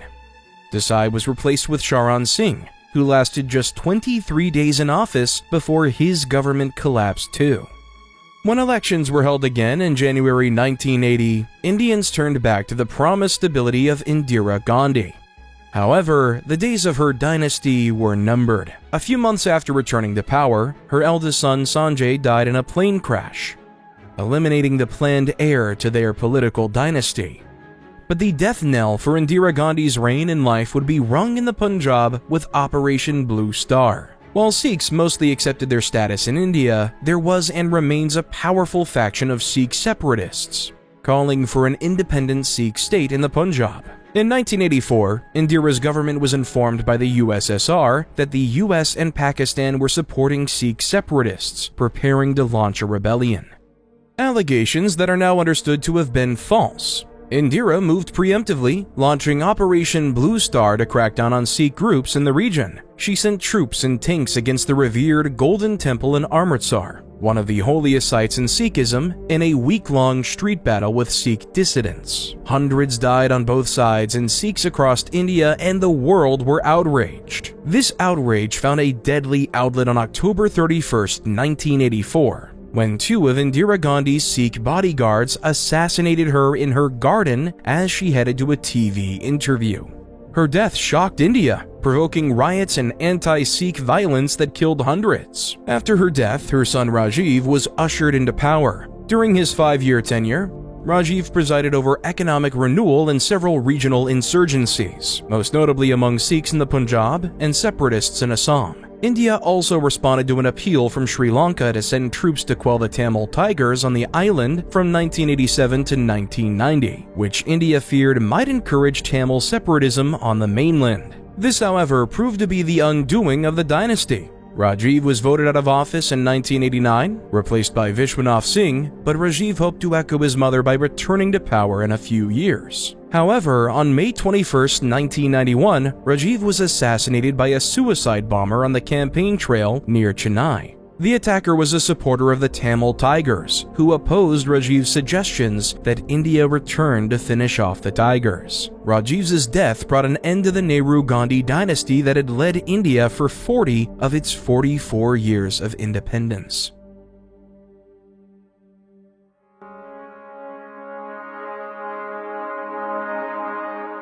But as India marched towards the 21st century, things were clearly improving in virtually every area. Through the 1980s, India imported technology and goods such as televisions and computers that rapidly modernized the country. Agriculture improved with farming technology and fertilizer banishing the famines that had hounded India for centuries. Urbanization accelerated rapidly, and 1 in 4 Indians lived in cities by the turn of the millennium.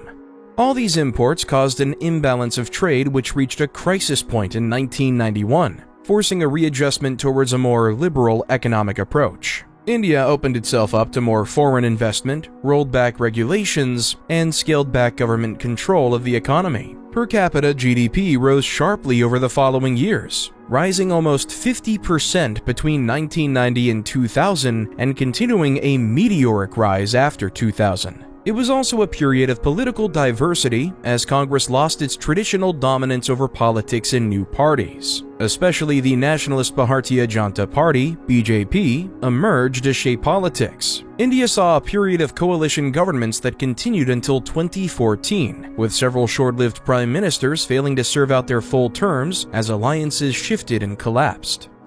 A modernizing society and economy did not mean an end to old rivalries. Relations with Pakistan continued to be difficult despite attempts to improve them. In 1999, the two nations fought their fourth war, known as the Kargil War, after Pakistani soldiers crossed the Indian LoC in Kashmir. Stakes were higher than ever, since Pakistan had acquired nuclear weapons back in 1974. But after 12 weeks of fighting and some 1,000 to 4,000 dead across both sides, India came out victorious, and the two powers resumed an uneasy peace.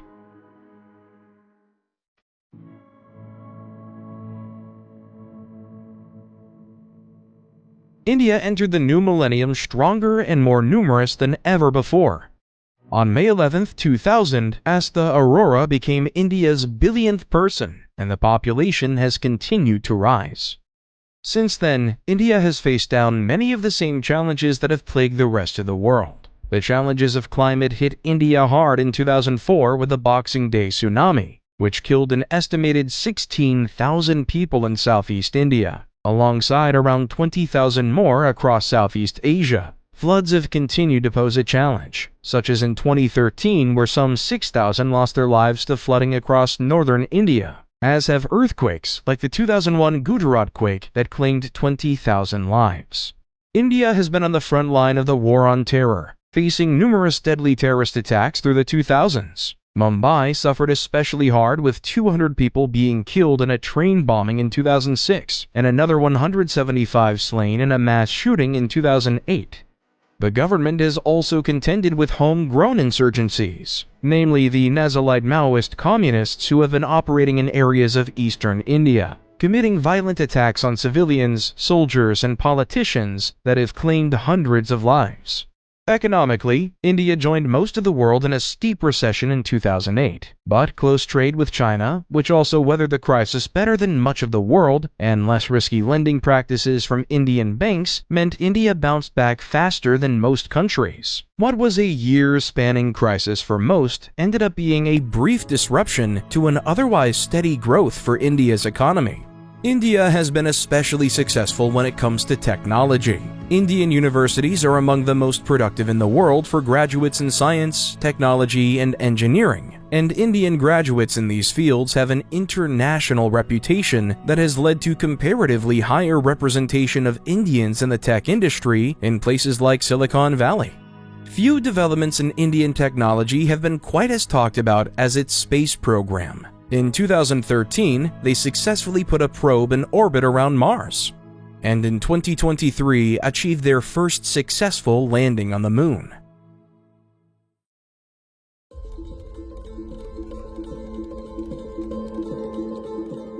In 2014, India opened a new chapter under Narendra Modi and his BJP. Forming the first non-coalition government in 30 years, Modi has earned enthusiastic supporters and bitter enemies. To his supporters, he is a strong leader capable of decisive action for India's best interests. To his critics, he is an authoritarian whose nationalist blustering is a danger to India's minorities and to world peace.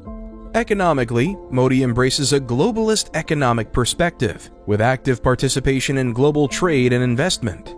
Many credit him with India's continued rise, with India overtaking the UK in 2022 to become the world's fifth largest economy. Others lament the rising social and economic inequality of modern India that has accompanied this rise. Socially, Modi has revived the Hindutva national ideology that emphasizes India's Hindu heritage. A celebration of India's treasured past it may be, but one that leaves little place for Muslims, Sikhs, or others who do not share this faith. Diplomatically, he has navigated a fraying global order, keeping strong ties with the US and European countries, and with the BRICS economies, of which it is a founding member. However, the ever-present tension with Pakistan and unresolved issues with China continue to be delicate issues. It's far too early to judge Modi with any objectivity, and his time leading India doesn't look to be ending anytime soon.